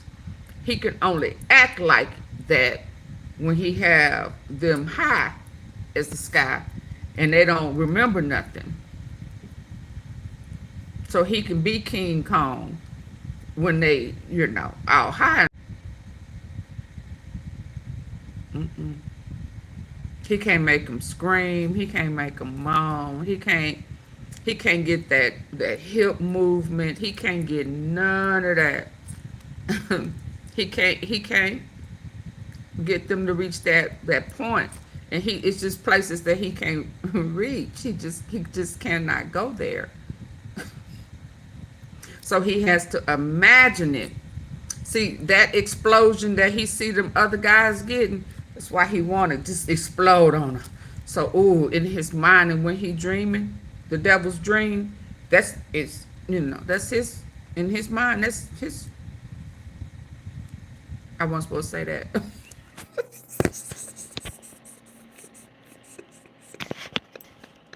More than the victims. That's all I'm saying. Listen, it was really, really sad. It was really, really weird. I'll tell you what the weirdest thing was. The judge shutting Diddy down and actually warning him that he better stop trying to communicate with the jury. That is jury witness tampering. I do honestly feel like Diddy kind of knows he's done wrong. Because let's look at the RICO, right? Let's look at the he like doing it done. Okay? He likes really quick, because we're gonna actually really quick. I just want to all the women, every last one of them, and he breaks up with them if they don't want to do them freak offs no more. That's the end all, baby. That's the beginning to the end. Lord don't live here no more. Ain't nothing I can do for you. 1 second. And if you keep saying no, I'm going to go upside your head. It ain't just I'm Cassie. looking for the RICO charges. Anyway, let's get into the RICO charges. He don't have nothing. Hell, that's a thumb. His thumb bigger than that, ain't it? His thumb bigger than this. Oh, cause it's short. The thumb is short. He still can't get up in there, can he? Okay, here we go. Here we go. Here we go. So when you get into the actual RICO charges, you need 2 predicate acts. 2 predicate acts. First of all, it needs to be SMEC charged. No, I don't have to hear that from her. I got somebody else I can hear that from. Or there could be fraud, okay? Yeah, no, I don't have to hear that from her. I got somebody. I want to hear that. I got somebody who's an actual attorney who gonna break it down like it's on that paper. Hold on, baby. But you can't even thumb it up, baby. Please. They certainly were making a good impression. I think it was very. Before we get to that, let's hear who said the winner is. Let's see if they gonna be honest. 17 in the Diddy trial as the biggest when one yet. Baby no longer mix. Bingo, you won because today no more fines. Probably the most are those bars? Day as far as he's things in that for happened bond and mail bond. And most importantly, you dropping bars, Michael? Diddy almost got kicked out of his own trial, and we're gonna get into how that happened. But he's actually, he didn't get kicked out yet, but the truth is, he's on his way. He's now on notice, and at any moment, he could be kicked out of the trial. He's super freaky now. During the day started with Brianna Bongolan. She is the stylist who was testifying yesterday. She talked about this incident, she says, when Diddy dangled her off of a balcony from 17 stories up. And also talked about drug use and all of that. Well, she was being cross-examined this morning, and the big thing that Diddy's defense was going in on was the timeline. She had testified that this happened on September 26th, 2016. He's a and super freak. The defense showed evidence that that Diddy was actually not in LA at that time. He was in New York, and their big thing was, how can he be in 2 places at once? And should stay, he gonna fit right in with all that all. You made this up. That was the push that they were making here. And they certainly were making a good impression, I think. It was very clear. If she said the date was the 26th, he's in New York, they have a hotel, the name of the hotel, they know when he checked out on the 29th, could not have been him, and probably making a good point. But Diddy reacted to that, and this is why the judge ended up calling him out and calling out his attorney, warning about these behaviors that Diddy was exhibiting in court. So the moment that this happened, they took during the cross-examination, the judge says, all right, we're going to take a break from Brianna's cross-examination. The jury leaves the courtroom, and then the judge basically says, hang on a second, Mr. Agnifilo. Mark Agnifilo, of course, Diddy's lead defense attorney. And he said, your client had better knock it off. And if he doesn't, I'm going to have to take extreme measures here. And that could include removing him from the courtroom for the remainder of this trial. What was going on? He said it tougher than that. According to the judge, Diddy was looking at jurors. Now, in and of itself is not any big deal. He's looking around the courtroom, was what's going on. That's not a big deal. But what the judge said he was doing was looking at jurors and nodding in approval of things that were being said in the court, whether it was he was cheating, like pressure, was making during cross-examination, or maybe it was the fact trying that to intimidate them. He done paid him for $20 an hour for why she got the date wrong, and really seemed confused. And Diddy, obviously, that's good for his side.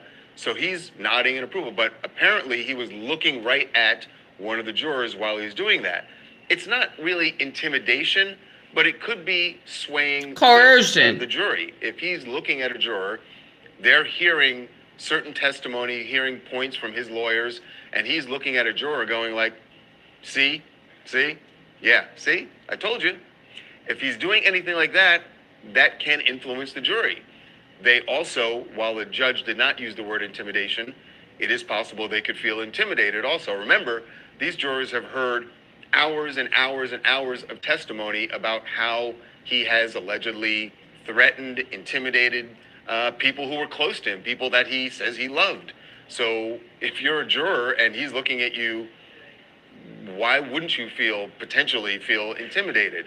So that's why the judge made this extreme warning to Diddy. And I gotta say, it is extreme. Under the Constitution, every defendant has a right to face their accuser. So Diddy being in court for all of these proceedings is a constitutional right. And if it got to the point where the judge did say, I'm removing you, I'm sure the defense would put up a huge stink about this. I'm not sure how it would turn out, but I would imagine that's why the judge made that stern of a warning. And I'm sure Mark Agnifilo had words for Diddy when they took this break, saying we're playing with fire here. So, and it's really important that this happened when it did, because they came back from the break. There was some more cross-examination, and the whole Breonna timeline thing was sorted out. But we're going to get to what happened after Breonna in just a moment, because that's when victim 2, who is a former girlfriend of Diddy's, took the stand. And you got to imagine that his attorney said to him, you cannot look at the jurors and react to anything she's about to say. So the Breonna thing, let's just clear up this timeline. Did it happen on the 26th? Did she make it up? When they came back from the break, the prosecutors on redirect pointed out that there's a text message from Cassie to Christina Coram. You've heard her name before. She's been described as Diddy's chief of staff. So when they came back from break on redirect, the prosecution is addressing Breonna, and they showed a screen grab of a text message between Cassie and Christina Coram. You've heard her name before. She's been described as Diddy's chief of staff. This screenshot was on September 30th, and it is Cassie describing the whole incident very much the way Breonna did on the stand. So clearly it happened, and clearly Breonna got the date wrong. But the bigger point with the jury is it did happen, right? That he dangled Breonna off this balcony 17 stories up. That's really the important point, and that's what's going to sit with jurors. Now, that's it for Breonna. She did not lie, Pressure. Number 2, who is testifying under a pseudonym. She is requested anonymity. The government and the judge have granted that. So she is testifying under the pseudonym Jane. Jane is a former girlfriend of Diddy's, and once she got on the stand, she started talking about, in sort of loving terms, how she and Diddy got together. She talked, and this was a moment that definitely drew some laughter. We know from our producers that this drew laughter in the overflow room where people are watching, and there were giggles in court as well. She talked about their nicknames for each other, which included Bert and Ernie. Yes, Sesame Street. I'm not sure. I don't know that I've ever heard of that as a pet names. The wasn't one of them got some pedo? In the courtroom. She said that she was Bert and Diddy was Ernie. That's how they referred to each other. And she also talked about the freak-offs, in particular the very first time that it happened. And she said that they were in a hotel room, they were watching pornography and sort of talking about fantasies. And she took it as, she said that she took it as them just talking about fantasies. Like, he mentioned something about bringing a third person in, and she was like, yeah, that would kind of, yeah, I could be into that. And he's like, all right, cool. Now she gets up, goes to the bathroom. She said, thinking all along that this was just, you know, sort of pie in the sky, like maybe we'll do this someday. Oh, he gonna love jail. She said when she came out of the bathroom, Diddy was on the phone making a phone call to make it happen that night, which was, she said, pretty shocking. But she said she did these things, and why she did it, she says she was in love with him. She wanted to keep him happy. Girl, you just met and him. She also admitted that there was a lot of money in it for her, that there was an allowance that she was getting, an allowance that was up to $20,000 a month. And she said she enjoyed that money. There was one moment where, you know, she's talking about getting this money from Diddy and why she stayed in this. And then another thing that came up with her finances, and there was a noticeable reaction in court, even jurors who sort of reacted to this. And the reason the prosecutors brought this up is because they knew the defense would definitely bring it up on cross-examination. So the other thing that got some visible reaction from people in court, including jurors, was when Jane talked about starting an OnlyFans. Now, she says she actually discussed this with Diddy and told him, look, I don't have any other income. She referred to herself basically her only job being a social media influencer. And so she first went to him with this idea saying, look, I'm thinking about doing this. I've heard friends and other people who are making up to $4 million a year doing this. What do you think? And she testified that Diddy told her, no, that you should not do that. So she ultimately did not start the OnlyFans, but certainly there were some eye rolls where people were like, oh, this is where this is going. When court ended today, we hadn't really gotten to anything.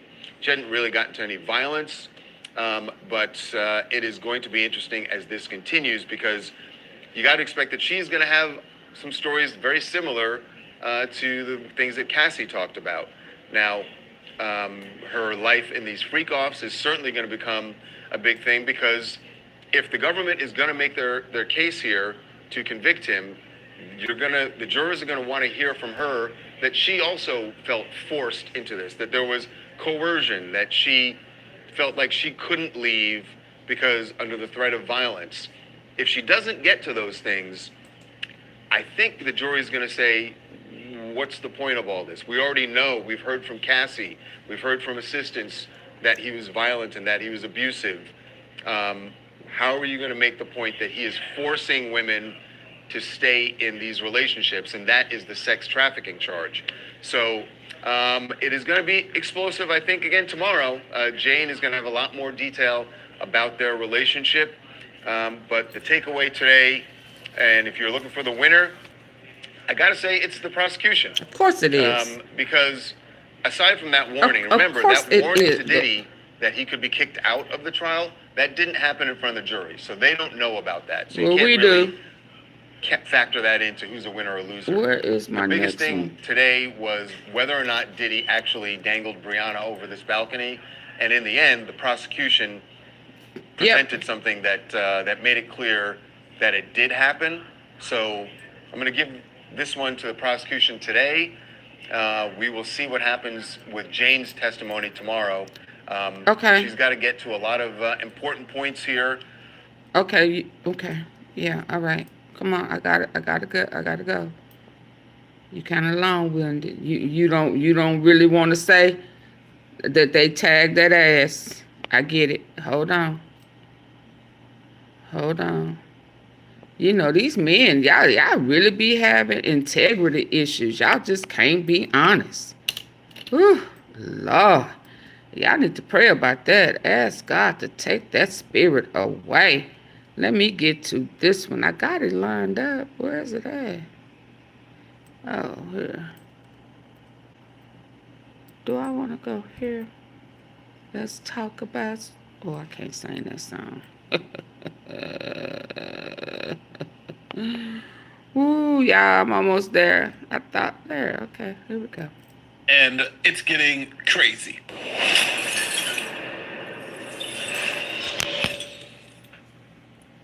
All right, welcome to my ongoing coverage of the Sean P. Diddy Combs racketeering trial. The term racketeering is a catch-all that describes all of the mob's illegal activities, from extortion and loan sharking to union infiltration and murder. But rather than tying you don't believe who?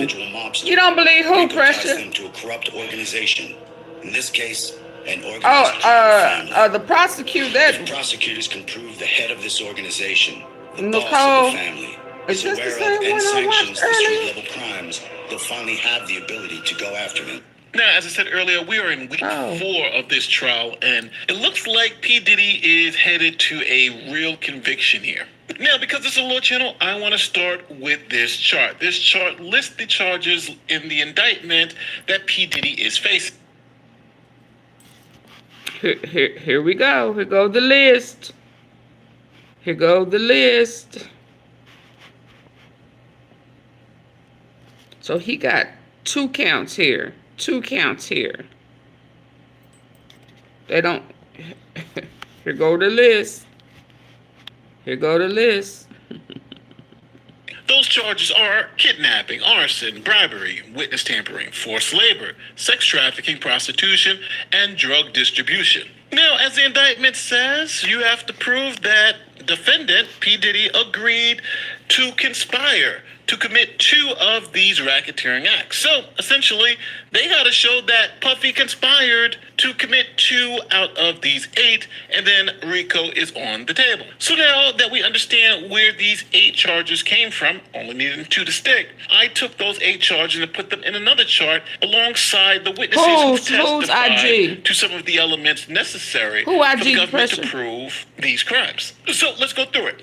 Kidnapping, 13A. Capricorn Clark testified that she was kidnapped, and Cassie Ventura backed up her story. So those 2 witnesses testified to the kidnapping. For 13B, arson, we have Kid Cudi's car. Capricorn Clark also spoke to that.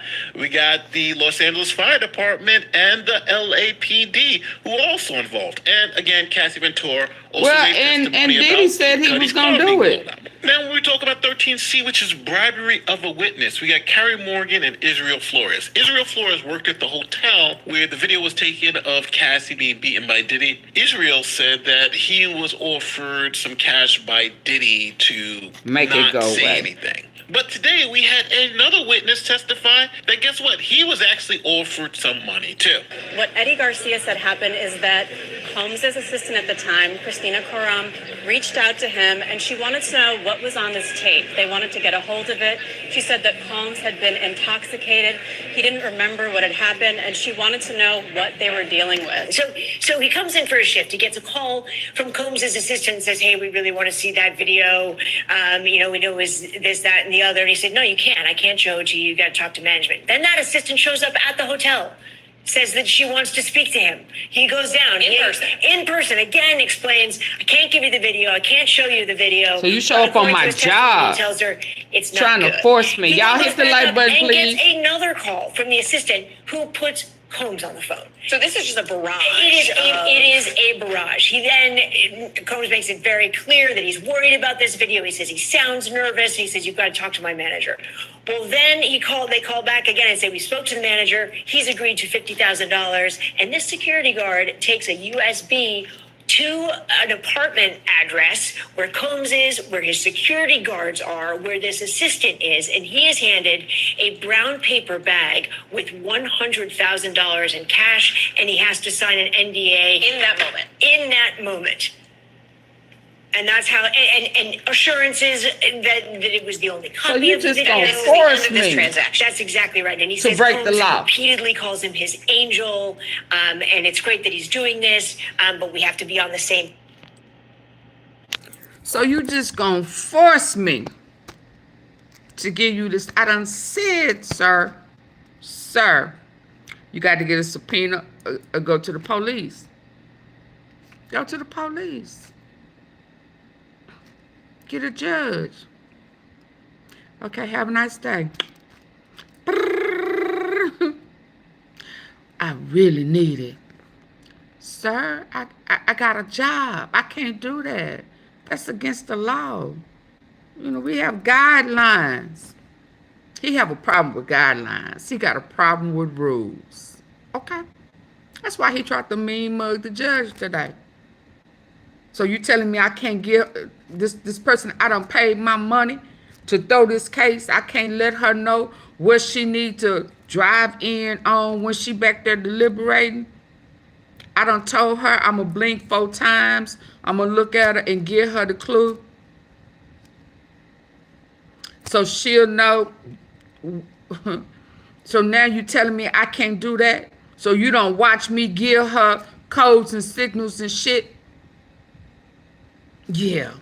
So now I'm going to have to revamp this. So then he going to stand up and mean mug the judge. The judge had to sit back and look at him like, for real? This what we doing? His ass is, he out of here. Y'all, he out of here. He out of here. Page, according to his testimony, sort of a riveting idea and an insight into the fact that Combs knew how bad it was, according to his testimony today on the stand, and wanted to get his hands on it because, in his words, it was potentially going to ruin his career, is what he said. So, from today's testimony, we have another person under bribery of a witness. His name is Eddie Garcia. Then we also have to talk about witness tampering. Again, we got the people who were bribed, plus Regina Ventura, that's Cassie's mother. We got Capricorn Clark, Kid Cudi, and Mia. And if you think about it, if you're bribing a witness, you're also tampering with that witness, so it kind of, you get a 2-for-1 for that. Then we also have forced labor. Mia, Cassie Ventura, George Kaplan, and Deontay Nash. Now, forced labor for Mia and Cassie is those, we've got to be up for 24 hours, we can't get any sleep, we're forced to work days in a row, especially for Cassie because she did say she wanted to leave some of those places and she wasn't allowed to leave. Yeah, so you want a real life. Mandatory, not optional. Next, when it comes to sex trafficking, you want a real life, we you have can't work the for him. who of people. We got Cassie Ventura and Mia, who are really the subjects of the sex trafficking, Cassie more so.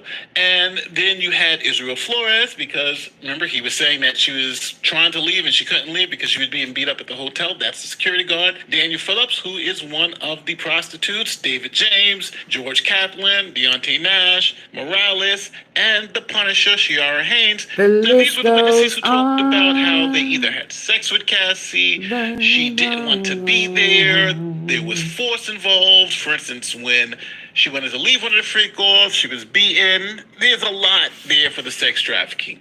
But these are all the witnesses that have spoken to some of the elements of sex trafficking the government's trying to prove. Next, we get the prostitution, which I'm going to tell you, I think this is a home freaking run for the government because 13G is transporting prostitutes across state lines to have sex, and Daniel Phillips and Shiara Haynes, the Punisher, both said that they were in love with the state lines to have sex with Cassie Ventura in different places, all paid for by Sean Combs. Also, you got George Kaplan and Frederick, who was a manager at one of the hotels. They all testified to the quote-unquote freak-offs that occurred across various states. And last but not least, we have drug distribution, which people get confused about because supplying drugs to people at parties is distributing drugs. It's a little different because you don't have to sell them, but when you're giving them out, it's just as bad. And you got Cassie Ventura, David James, the agent who found drugs in one of the raids, George Kaplan and Capricorn Clark, and many others also talked about there being drugs at the freak-offs and the parties and all this other stuff. So drug distribution seems to be another home run. When for the government to only need 2 of these charges, 2 out of 8 of these things to really stick, you're looking at some real problems for the diddler. Along with those damaging witnesses, we also had Derek Ferguson, and he was the CFO of Bad Boy Entertainment. Now, he testified on the connection between Combs' businesses and these freak-off sex trafficking things. Specifically, how employees were reimbursed for their expenses with corporate cards. Several Combs assistants had testified about purchasing so-called freak-off essentials at Combs' behest. On direct, where Ferguson is now testifying about a $20,000 transaction that came in from Cassie Ventura's father. Now, this makes us look back to Cassie Ventura's mother's testimony, where she was asked by Combs for $20,000 in exchange for not putting out, and he gave her instructions on how to wire it because she thought Combs was going to hurt her if he did not receive that $20,000. So there you have a business transaction through the company that links directly back to what would be considered illegal conduct. And that's why this might have started off a bit slow, but that type of link speaks to the prosecution's case, where they say Combs' businesses are really just fronts for this criminal enterprise. And so I'm seeing that link start to come to fruition where I'm understanding more about the prosecution's middle enterprise. Now, real talk, I just don't see how this guy's going to get off from this. There may be some miracle jury verdict that I'm just not expecting. But when you look at this chart, it just seems like they got him for RICO. Now, you may not believe the sex trafficking, you may not believe one or two of these charges, but for sure, the transportation of prostitutes across state lines, 13G, check. Drug distribution, 13H, check. Forced labor, witness tampering, check. Bribery of a witness. How many witnesses have come and said we were bribed? They got like 3 other people who they haven't brought up yet, who are also giving money. Arson, kidnapping. And there's this understanding out there in the public that I think I need to clear up. They don't have to prove Diddy did this stuff. They just have to prove that Diddy was aware of it and sanctioned it. So that gives him even more liability on the RICO end. So as we continue to move to week 4, this is why I'm trying to tell people Diddy is going to jail for a long time. He's looking at a minimum of a decade in prison. And as a 50-something-year-old man, he's probably not going to be out until after he's collected Social Security, because these charges are unbelievably serious. So tell me where you disagree in the comment section. Oh, they just want to disagree. And hold on, Pressure, for a mistrial. So that mistrial has to be misconduct on the prosecution's end, not Diddy pulling stunts. Him pulling stunts is not going to warrant a mistrial. You understand? The government doing their job. Not guilty. It's, you have these witnesses saying you did these things. It's them who pulling stunts to try to force the mistrial. About, you did do the thing, but it doesn't constitute RICO, which is the thing that's going to come up. Did Diddy's lawyers Hung jury. their own case Oh no, by attacking a victim not with them they charges. knew was telling the truth? You won't believe what went down on day 17 All they need is so 2. far. All right, y'all, grab a snack because we're diving into day 17 of the Sean Diddy Combs trial, and it's wild already. We're talking about a courtroom where a woman named Brianna Bungolan shared a terrifying story about Diddy holding her over a balcony, and his legal team went full-on attack mode to make her look like a liar. But here's the twist. They knew evidence was coming in that could back her up. I'm breaking down every shocking moment, from sneaky hotel receipts to a secret text that could change everything. A secret text. This is about Let's set the stage. It's June 5th, 2025 today, and Diddy's on trial in New York for some serious stuff. You guys know, the trafficking, the racketeering, the works. The prosecution is trying to show that he ran a shady operation that hurt women, while his defense is pulling every trick to keep him free. Now, today, the spotlight's on Brianna again, a friend of Diddy's ex, Cassie Ventura. Now, Brianna says that back in 2016, Diddy dangled her over a 17th floor balcony. She gave that testimony. That's why the judge is actually 2 different recaps. Calling out and their this isn't just a little side tricks of the now, story. and It's that a big piece one of the lady puzzle showing Diddy's that everybody pattern of watching no, is going to be testimony, replaced. It matters because it lines up with what Cassie has already said. Because they already on the own to stand him. about Diddy's abuse. So when she hits the stand, They already own to him. it's like tossing a spark into a pile of dry leaves. Like, I know that sounds corny, but it just lit a fuse, especially in the defense when you hear how they just went after her. Like, I don't think they've gone after anyone quite like they've done with her. And just like yesterday, the defense is And led Pressure by believed very it. fierce Believed lawyer, him. He said she Nicole lied. Westmoreland. And she comes out swinging again like she did yesterday. If you guys heard my recap, she was laughing at her. She lied. Right. Everybody She was lying. a liar. Like, it was a bloodbath in terms of this attorney did not hold back at all. She was coming for this woman's jugular. After while she she's done trying tried to tear her to. story apart, The there's whole catch. lawyer done The tried to be a prosecution's cash got some cow. bombshell Some evidence cash waiting in money. the wings. Let's break it down, okay? Because I want to make sure I walk you guys through this, because I know a lot of people are still like, well, it's not this way, it's not this way. Guys, I am just reporting what I am getting, what I'm receiving, and how I'm perceiving what is happening in the courtroom right now. Okay, so here's the big problem. Diddy's team didn't just question her, okay? They tried to bury her. They hit her with everything from her past drug use to a hotel receipt to make her seem like she's making it all up. But get this. It was all a New attacks from dream. Cassie and a shady settlement offer were about to drop, proving Brianna's story. So why go so hard?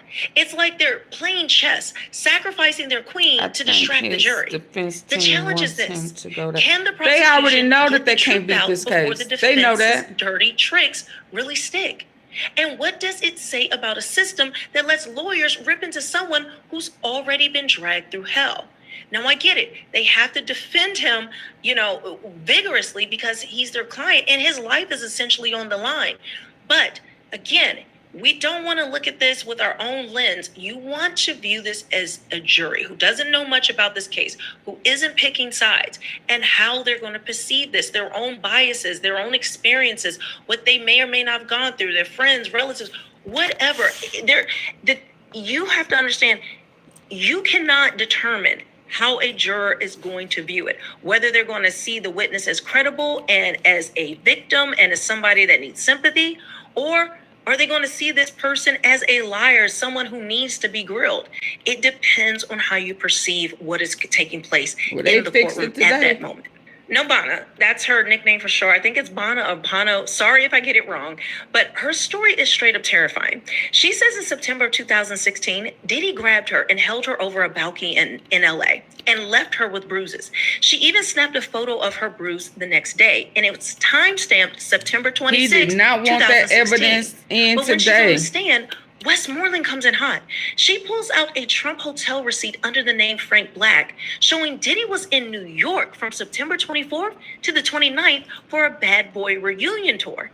She's like, how's Diddy in LA when he's ordering room service in New York? She then lists off charges, breakfast, lunch, and even a runner's fee to make it seem airtight. Brianna's thrown, just saying, I don't know. But the jury's eyes are wide. The crowd is whispering. It looks like her story is about to fall apart. But here's the thing.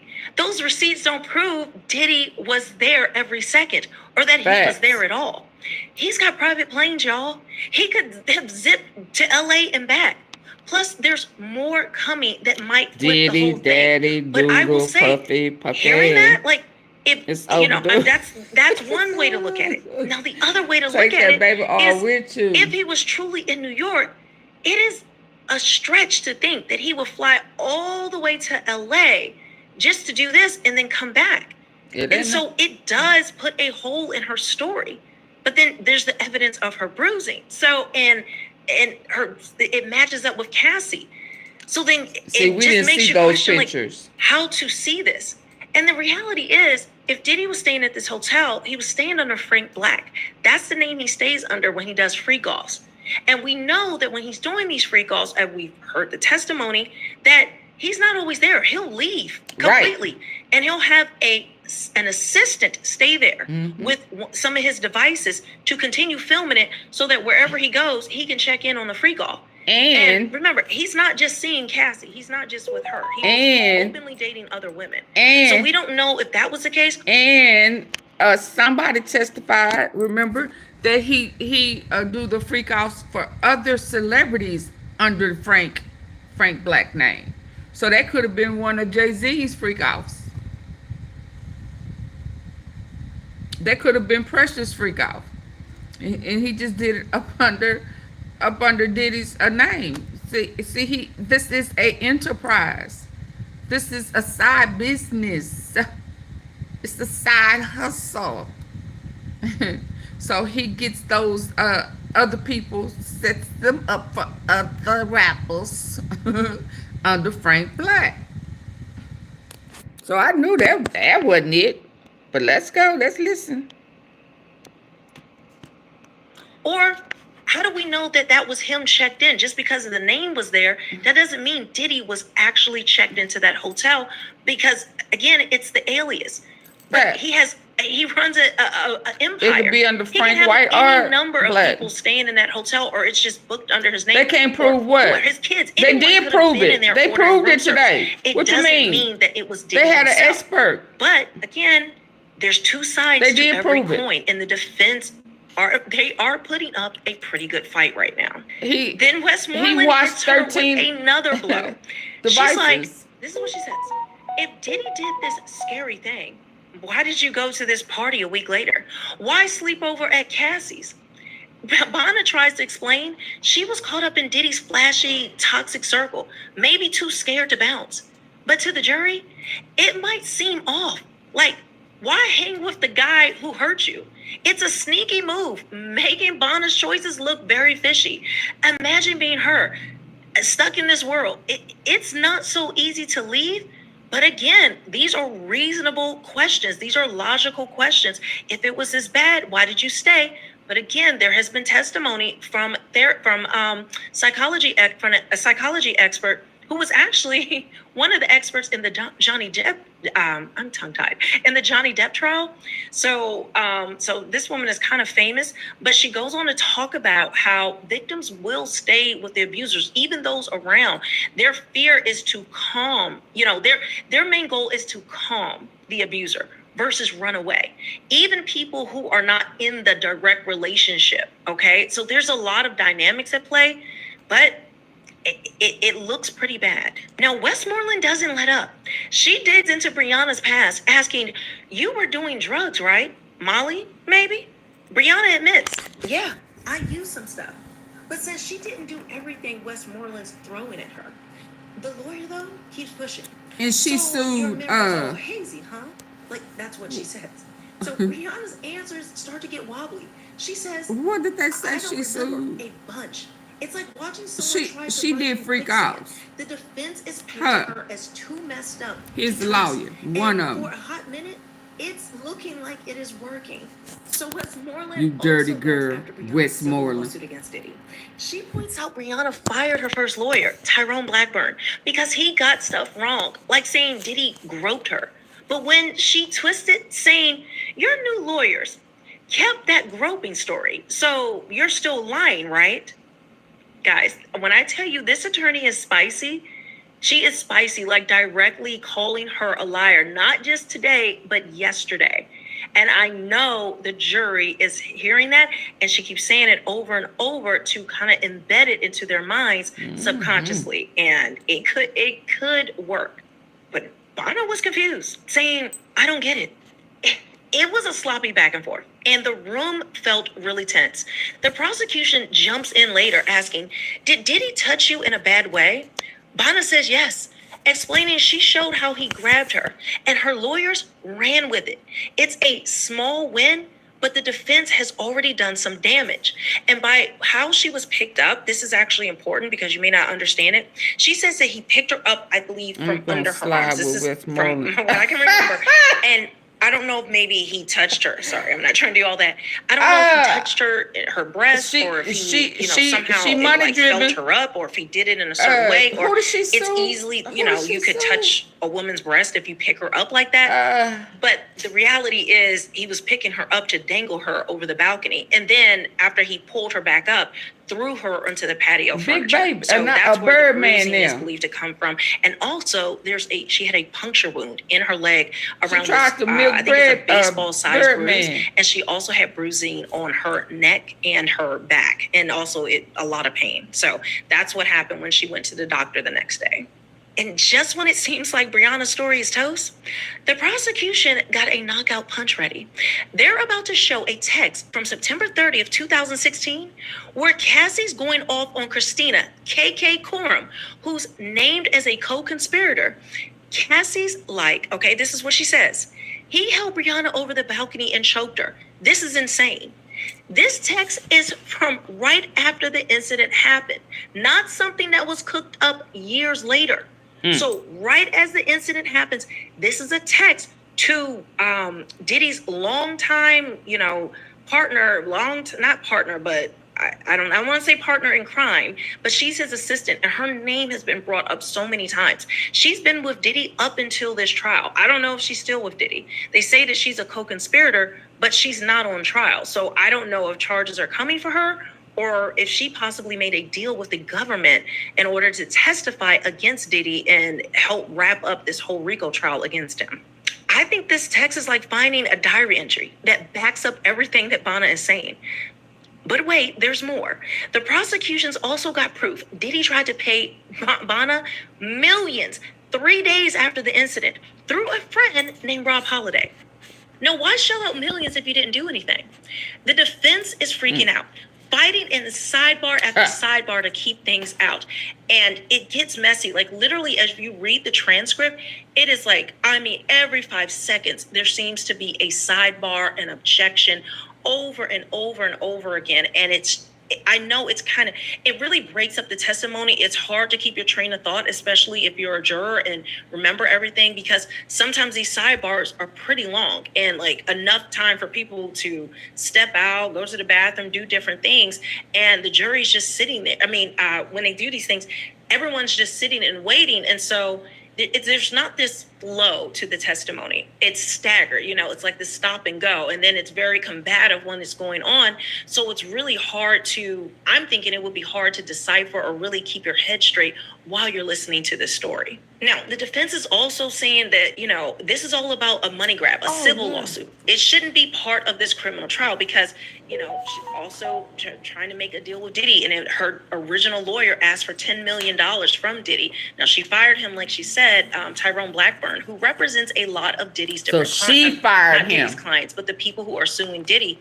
And so she ended up dropping him because she said he made mistakes, he made errors that messed things up. And so now she has a different attorney. But this is another thing they're saying, that she's only talking about this now because she saw that Cassie got a deal, Cassie got millions. And so now she wants the same thing. She wants her millions as well. So that's what they're saying about pretty much everyone who is doing this, who has a lawsuit against Diddy, anyone who's testifying. They're trying to use that defense, which could be true. I don't think it's going to be true for every single witness, maybe a handful, but again, you would have to ignore all the evidence. Even if that was part of it, it doesn't mean that Diddy is innocent and didn't do what he did just because someone wants compensation for what happened. And like, think about it. If Cassie got millions and Diddy's also harmed you or, you know, assaulted you in some way, why wouldn't you go after him in the same way? And I know people like think, well, I wouldn't do that. I wouldn't do that. But let's be honest with ourselves, okay? Like, if you've gone through this, if you've had that experience, Diddy's already been hung up to dry. Everyone's suing him. I think it makes sense. I'm not saying it's right or wrong, but understand you need to separate any type of civil litigation from evidence and facts and things that are coming into the trial in this criminal case, okay? Because again, both things can be true at the same time. I think a lot of times we try to separate the two and say, well, if they're doing this, this can't be true, or vice versa. But no, guys, two things can exist at the same time. There's a lot of gray area when it comes to legal matters. And if we're being real, guys, if you're innocent, you don't drop cash like that to hush someone up. Now, the judge hasn't decided if the jury can hear this yet, but it's like a bomb waiting to go off. The defense was out here acting bold, but this evidence could make them look like fools. Now, this is now day 17, like I said, has been wild already. We haven't even done the afternoon testimony. I will be updating you guys on that. Make sure you check out make sure you are subscribed and hit the notification bell.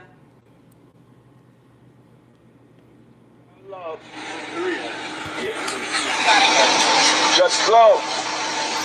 So proud of you, Just Flow. Look at that. Jay-Z? Got all the phones. I have everybody's phone. Let me tell you something.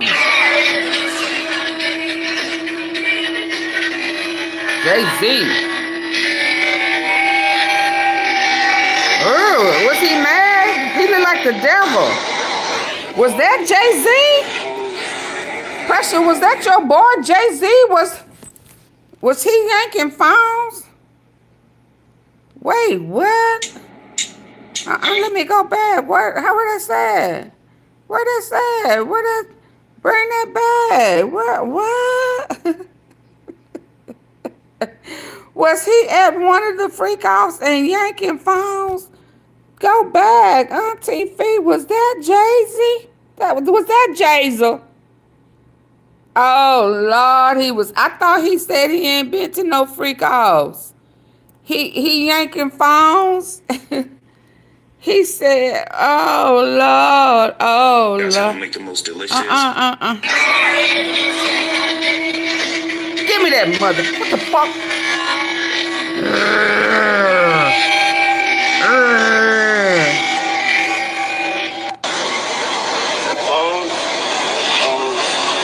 Lord.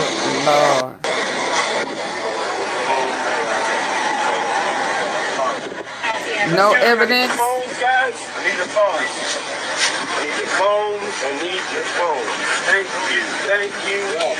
Thank you. Thank you. And Quincy, I know you have 2 phones, Quincy. Oh, there you go. That's what I love. Yeah. Just Glow. So proud of you, Just Glow. Look at that. Got all the phones. I have everybody's phones. Baby, hold on. What I got over here? You know, this the one that have all the good stuff. Now, I don't remember what this was right here. What is this right here?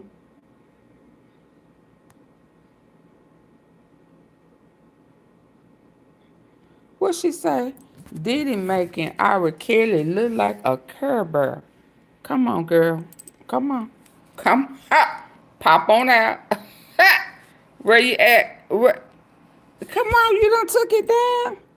Oh, well, let me go to something else. I got a whole bunch of them. Well, let's see what he say right here before we go to that other one. Come on. Diddy told her, I am the devil, and I can you. What? Another explosive witness in the Diddy trial. This one, a friend of Cassie's, who says he told her just that, I am the devil and I can unalive you. And he also held her over a balcony, a 17-story balcony, and then dropped her onto the balcony's furniture, causing serious injury. Y'all hit the like button. But many people have told me that Diddy told them, I can unalive you, I can unalive him, I can unalive people. And people believe that he had the temperament to do it and the power to get away with it. He told lots of people that. Also witnessed Diddy throw a knife at Cassie. She picked it up and threw it back at him. Some will say they're throwing knives at each other. They're fighting each other. Some will say he's clearly attacking her and she's fighting back. Absolutely. But the energy that he was meant... Today, the prosecution filed into evidence 10 S videos involving Cassie. The freak-off tapes have entered the trial. We will not see them. The public will not see them. But earlier I asked, why hasn't either side chosen to show the videos to the jury? Ladies and gentlemen, I think I know what's going on. They have now I believe the government is holding on to them, so that will be the big finale of their case. That's the The freak-off tapes will be the headlining act.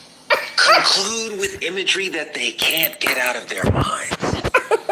Of Cassie with countless sex workers.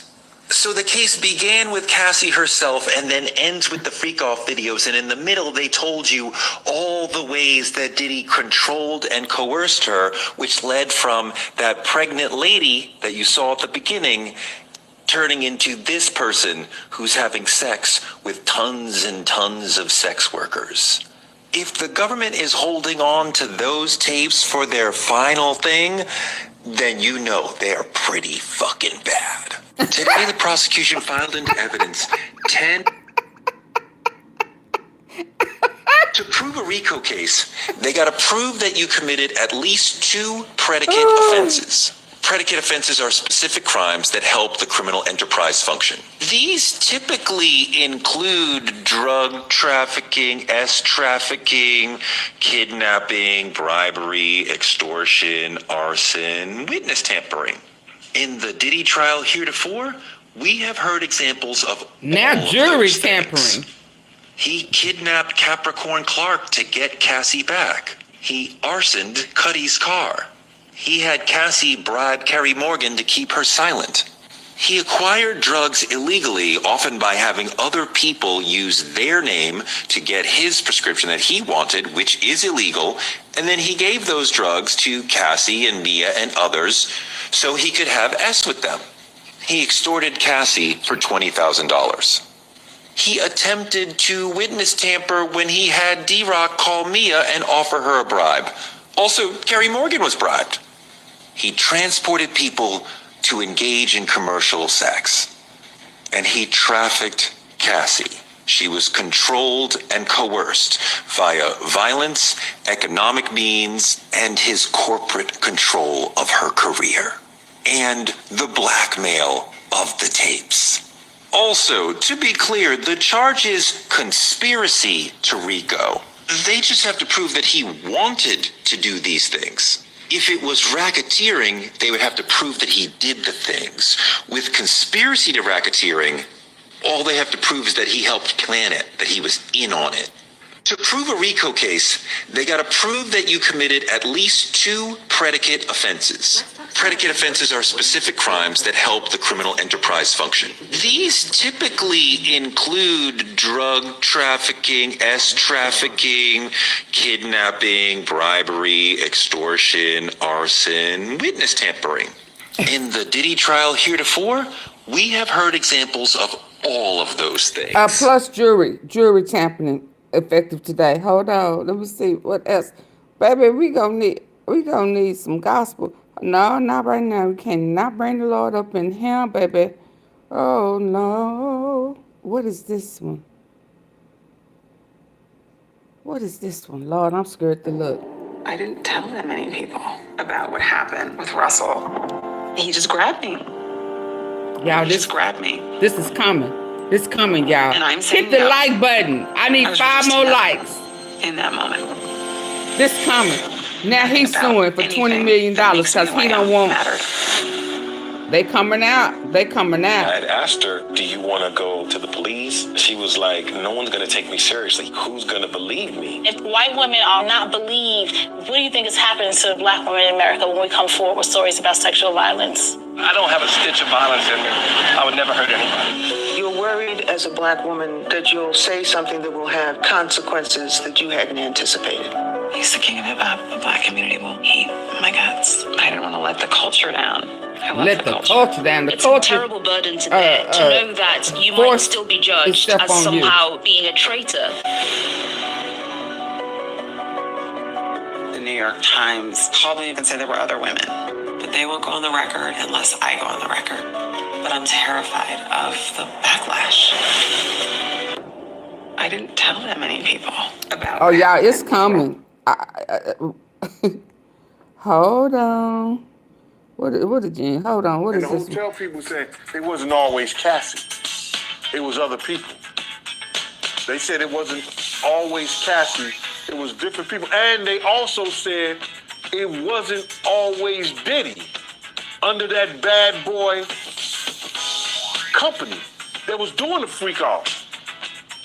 And you had to go through his personal assistant. See, that's where the racketeering and the enterprise, he was setting up freak-offs for other people, too.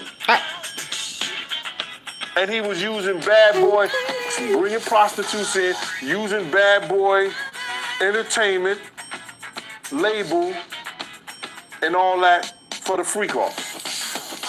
So we got that information out the court thing, too. Yeah. If he had... Oh, it's coming. Hold on. Let me see. Diddy has been looking at the jurors while people are testifying and trying to influence the jurors. Yep. This is highly inappropriate and extremely unacceptable, according to the judge. Prosecution pointed this out to the judge today, and he was not happy. He threatened to remove Diddy from the courtroom for making suggestive faces at the jury. The judge said, "Your client was looking at jurors and nodding vigorously. This can't continue, or I will give a limiting instruction you won't like, or other measures including barring your client from the courtroom. Do you understand?" NBC spoke to the courtroom sketch artist who said he's been doing that since the beginning of the trial. Depending on the testimony, he's looking at jurors, nodding at them, making suggestive faces. This is why I think Diddy will testify. He understands who the audience is, but he thinks that he can charm them. He thinks that he can look at them and use his charisma and get them to see things his way. He thinks he can influence the jury, and the best way to do that? Get on the stand. Diddy has been looking at the jurors. Oh yeah, I hope he get his ass up there, baby. I know we're hearing a lot about domestic violence in the Diddy trial, but this is not a domestic violence trial. So stop saying we're only hearing about domestic violence. The violence is quite often building toward the racketeering case. This back and forth occurred today in court. AUSA, the government's attorney, we want a screenshot of Cassie's communications to Ms. Courtroom, the chief of staff at Bad Boy, about Ms. Bongolan being dangled off the balcony. Judge, how does the balcony incident connect to the indictment? He's saying, is it just violence or does it connect to the racketeering? And the government says it shows Combs's violence and that Ventura is aware. Coercion. His violence around her is meant to control her even when the violence is toward other people. His violence is a way of controlling her, as well as the arson, as well as the extortion, as well as the kidnapping. All of these are predicate offenses, along with bribery, witness tampering, and obstruction of justice, all of which we have heard. He's committing all these predicate offenses with the help of his team, who's connected to him professionally, for the purpose of trafficking Cassie and controlling Cassie, so he can do freak-offs with her. He's controlling her with violence. Now he's controlling her with blackmail. I'll release the tapes. He's controlling her with violence. He's controlling her with blackmail. I'll release the tapes. He's controlling her economically. I won't release your album if you don't do what I say. And he's controlling her with his team, his bodyguards, Christina Karam, all these sort of people who work for him. That's how it is clinched to be racketeering, because his community of people who work for him are helping him control Cassie, set up the freak-offs, clean up after the freak-offs. Racketeering. I know we're hearing a lot about domestic violence in the Diddy trial. Yeah. Okay. So they saying over here, let me see, 50 Cent leaked a video of Jay-Z and Diddy at, oh Lord.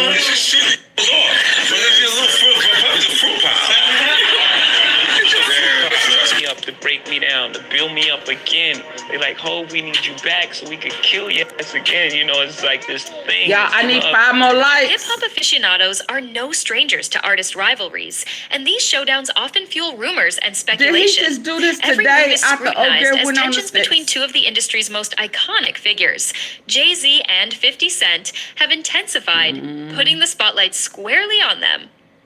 I will let you tell it. No, you're no, I want you to tell it. You really are the best. You're proving it here today. As much as I'm proving it, you proving it. You proving it. Yeah, that wasn't the thing. It wasn't. People say that he lost $50 million. No, that's not even close to what happened to this dude. And until you understand what happened to the dude, you don't understand what happened. Like, no, not they offered him $50 million and he turned it down. Who gonna turn down $50 million? Now I've had to turn down $50 million. Yeah, I need to watch this first. I need to hold on, 'cause 4 times just to protect my integrity and that virgin hold. I need to watch it first. Okay, before we go, since y'all not hitting the like button, and I'm finna shut it down. Hold on. Let me hear her. Let's see. Where is it at before I go? Let's see. A great bathroom begins with an even greater selection of styles, which all begins at Floor & Decor. Frank Piazza, who is a digital forensic expert. Frank took to the stand as an expert in digital video forensics for the prosecution. Now, he was brought in to validate key surveillance footage, including the 2016 hotel video showing Sean Combs assaulting Cassie Ventura. Piazza explained how the video files were obtained, confirmed to be authentic and unmodified. His testimony aimed to assure the jury that the footage presented was credible, time-stamped and intact, which is crucial for backing up the prosecution's narrative with hard evidence. Next, we have Brianna Bongolan, also known as Banna. She was a close friend to Cassie during the time that she was involved with Sean Combs. Bongolan described what she witnessed as a bystander and friend, detailing Cassie's emotional and physical state throughout her relationship with Sean Combs. Now, she gave a first-hand look into Cassie's fear and isolation, reinforcing earlier abuse claims. Her testimony served to humanize Cassie's experience and support the prosecution's attempt to show a pattern of psychological control and abuse. Brianna spoke on her own terrifying incident when Combs allegedly dangled her over a 17-story balcony. During the defense's cross-examination of Bongolan's testimony, attorney Nicole Westmoreland pressed her harder than a panini about the inconsistencies in her testimony, as well as the nature of her relationship with Cassie Ventura. At one point, the questioning grew contentious and visibly frustrating for Bongolan. Yeah, they don't want to support the platform. I'm gonna shut it down. Seemed to try to protect her testimony. Y'all gonna look up and it's gonna be spinning. Including, I don't know, I don't remember, I don't recall. Westmoreland seemed to question Bongolan's credibility, suggesting that she might be amplifying her involvement or leaning into the spotlight of the case, as well as trying to get a big chunk of Diddy's funds, considering she has a lawsuit out against Diddy for $10 million. As a defense attorney, Westmoreland's goal was to undermine Brianna Bongolan's credibility and cast doubt on her motives for testifying by highlighting potential inconsistencies or exaggerations in Bongolan's story. Westmoreland aimed to portray her as biased or simply too far removed to be a reliable witness. This strategy supports the defense's broader effort to discredit the narrative of the abuse and control laid by the prosecution and its witnesses. Today, we look forward to the redirect from the prosecution to find out exactly how they're going to fix this mess. Today, we're also looking forward to hearing from Jane Doe, who's using the pseudonym to protect her identity. Her exhibits allegedly contain highly personal information, such as her real name, her child's name, her phone number and address, and nicknames, and they're spread across hundreds of pages. And due to this, the government requests that the screens be turned off during her testimony to prevent possible leaks, like what happened with Mia. Now, Jane Doe is believed to be one of the alleged victims of SA and trafficking tied to Combs. The prosecution indicated her testimony includes a large volume of exhibits, which suggests that she may have provided text messages or records supporting her claims. Her testimony is expected to be detailed and sensitive, possibly recounting first-hand incidents of abuse similar to or supporting Cassie Ventura's earlier allegations. We are going to get into this case and so much more, but before we do, don't forget to subscribe to this channel and hit the bell for notifications so you don't miss out on any news regarding this case and so much more. Now let's get back into it. So before the jury is brought in, the judge says, I understand the press is doing their best with the orders. What about Jane's text? Ms. Comey from the prosecution side says, I feel a need to personally read them before releasing them to the press. How about Saturday for Friday's exhibits? Judge says, don't unalive yourself. So to give you a little context behind this, the government wants to block the press and the public from viewing any exhibit shown during the testimony of Jane, who is using a pseudonym. Due to privacy concerns, her name, address, her child's name, and phone number appear in hundreds of pages of evidence. Now, the news organizations such as the Associated Press argue that this violates the First Amendment right to public access to trials. They say that this is a high-profile trial of major public interest. As well, reporters can't accurately cover what's happening if they can't see the exhibits in real time, and the government's promise to release redacted versions promptly after is not reliable because they're already behind in releasing past exhibits, as well as the court has ruled that live access, not delayed summaries, is essential for transparency. So what does the press want? Instead of blocking access during testimony, they're asking the judge to make the government redact the exhibits before Jane testifies, even if that means rearranging the order of witnesses. Prosecutor Comey says the reporters are not officers of the court and they won't know what has to not be reported. That's why I want to review them myself. I don't think that's a real constitutional issue here. Judge Subramanian says this type of information that Ms. Comey wants to redact, is it just a matter of timing? Should we adjourn for the day to permit redactions? Comey says, we're here to rock. You're in the band. School of Rock. Actions. Comey says, no, I reject that. The First Amendment does not require that. The government is making accommodations. Prosecution continues to say, we want a screenshot of Ms. Ventura's communication to Ms. Coram about Ms. Bongolan being dangled off the balcony. The judge says, how does this balcony incident connect to the indictment? Prosecution says it shows Mr. Combs' violence and that Ms. Ventura is aware. Coercion. Shapiro from Diddy's side says it should not be admitted. Oh! It is a backwards-looking statement.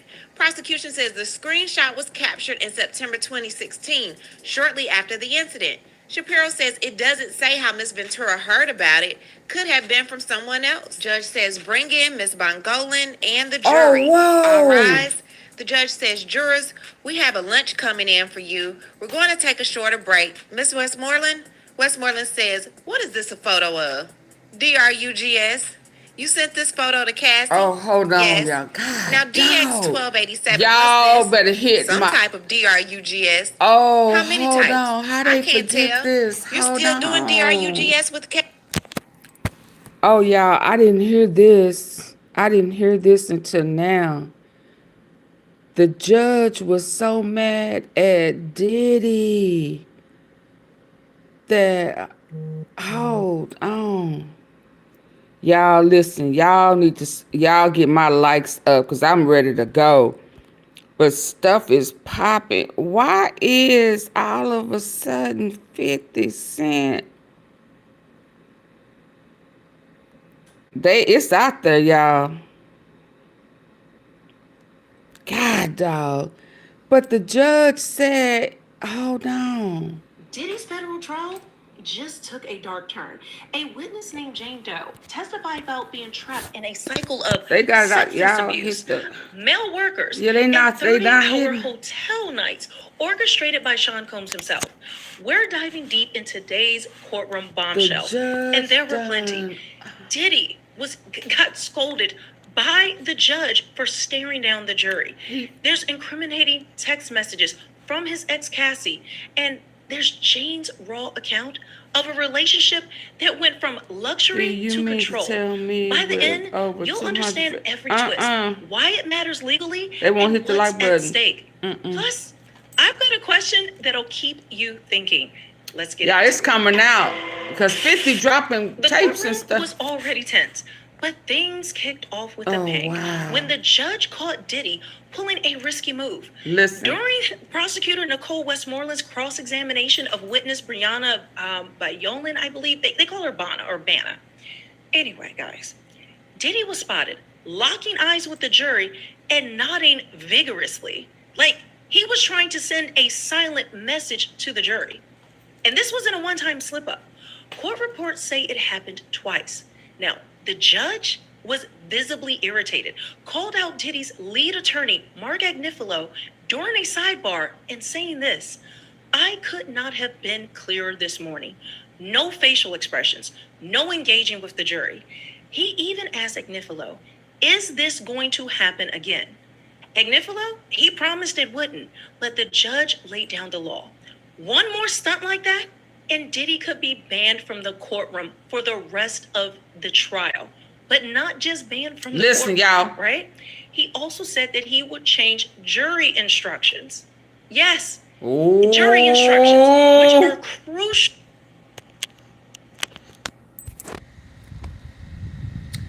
Pressure.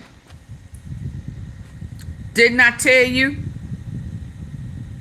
that they had their eye on whoever it is? The jury. So now people telling. Now he is contemplating changing the jury. Oh baby.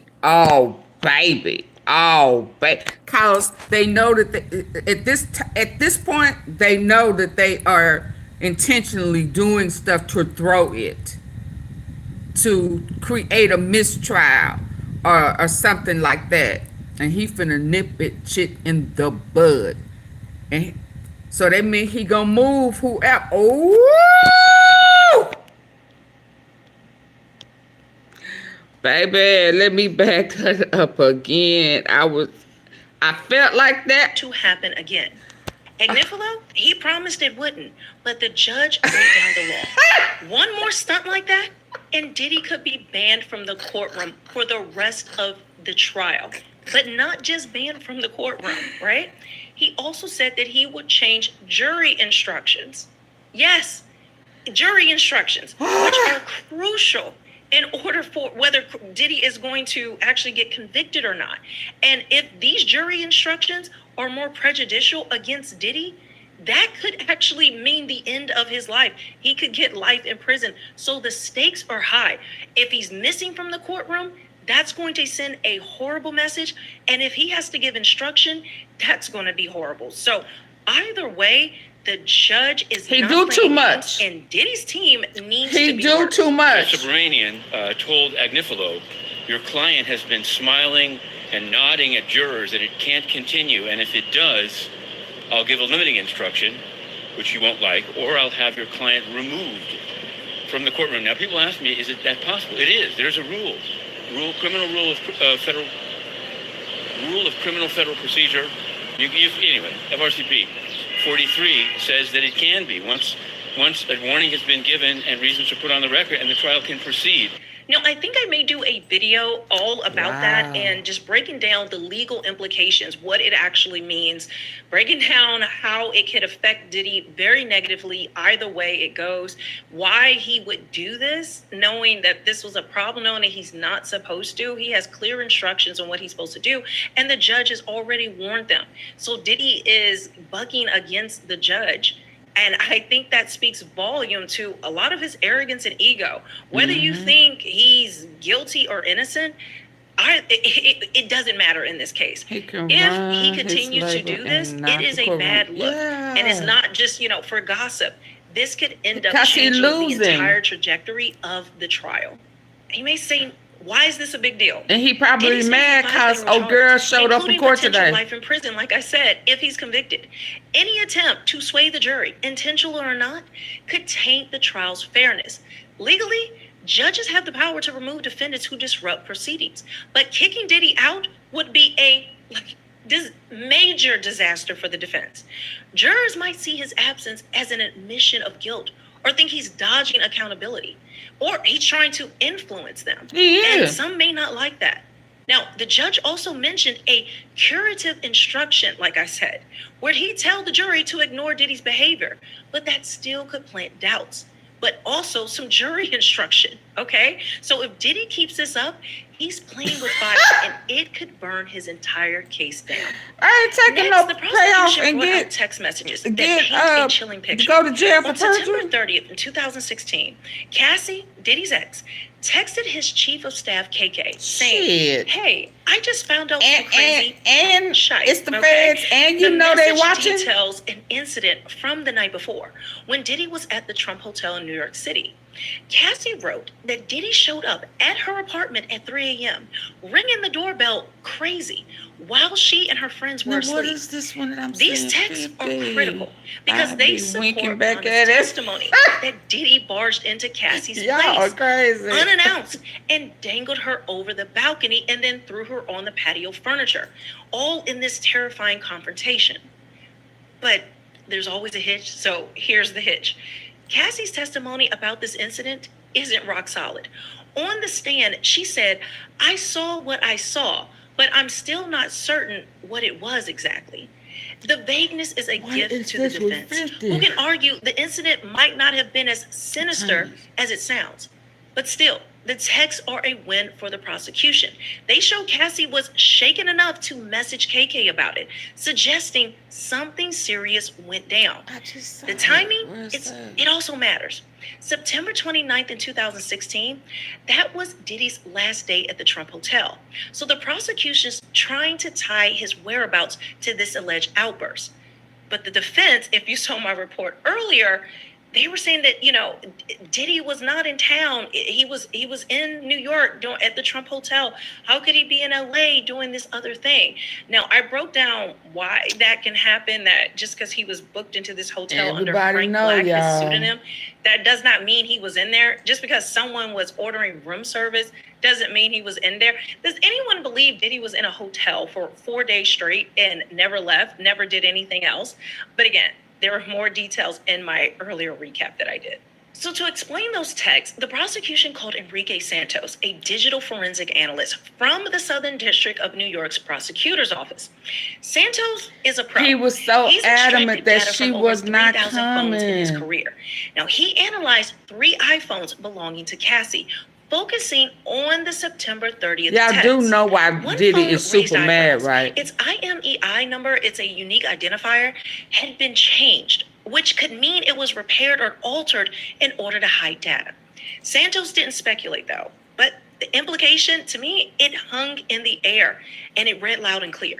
He showed the jury a screenshot of the Cassie and KK text, but there were quirks. Many messages were deleted, especially from WhatsApp, which caused missing contact names and weird characters in the data. For example, Cassie's name didn't always appear, and emojis were often missing because PDF exports don't always play nice with WhatsApp formatting or text messaging. They tried saving the chat and it looked like a jigsaw puzzle, to be honest. But that's what the jury is dealing with. A lot of these things are old. The last iPhone they talked about was an iPhone 6. So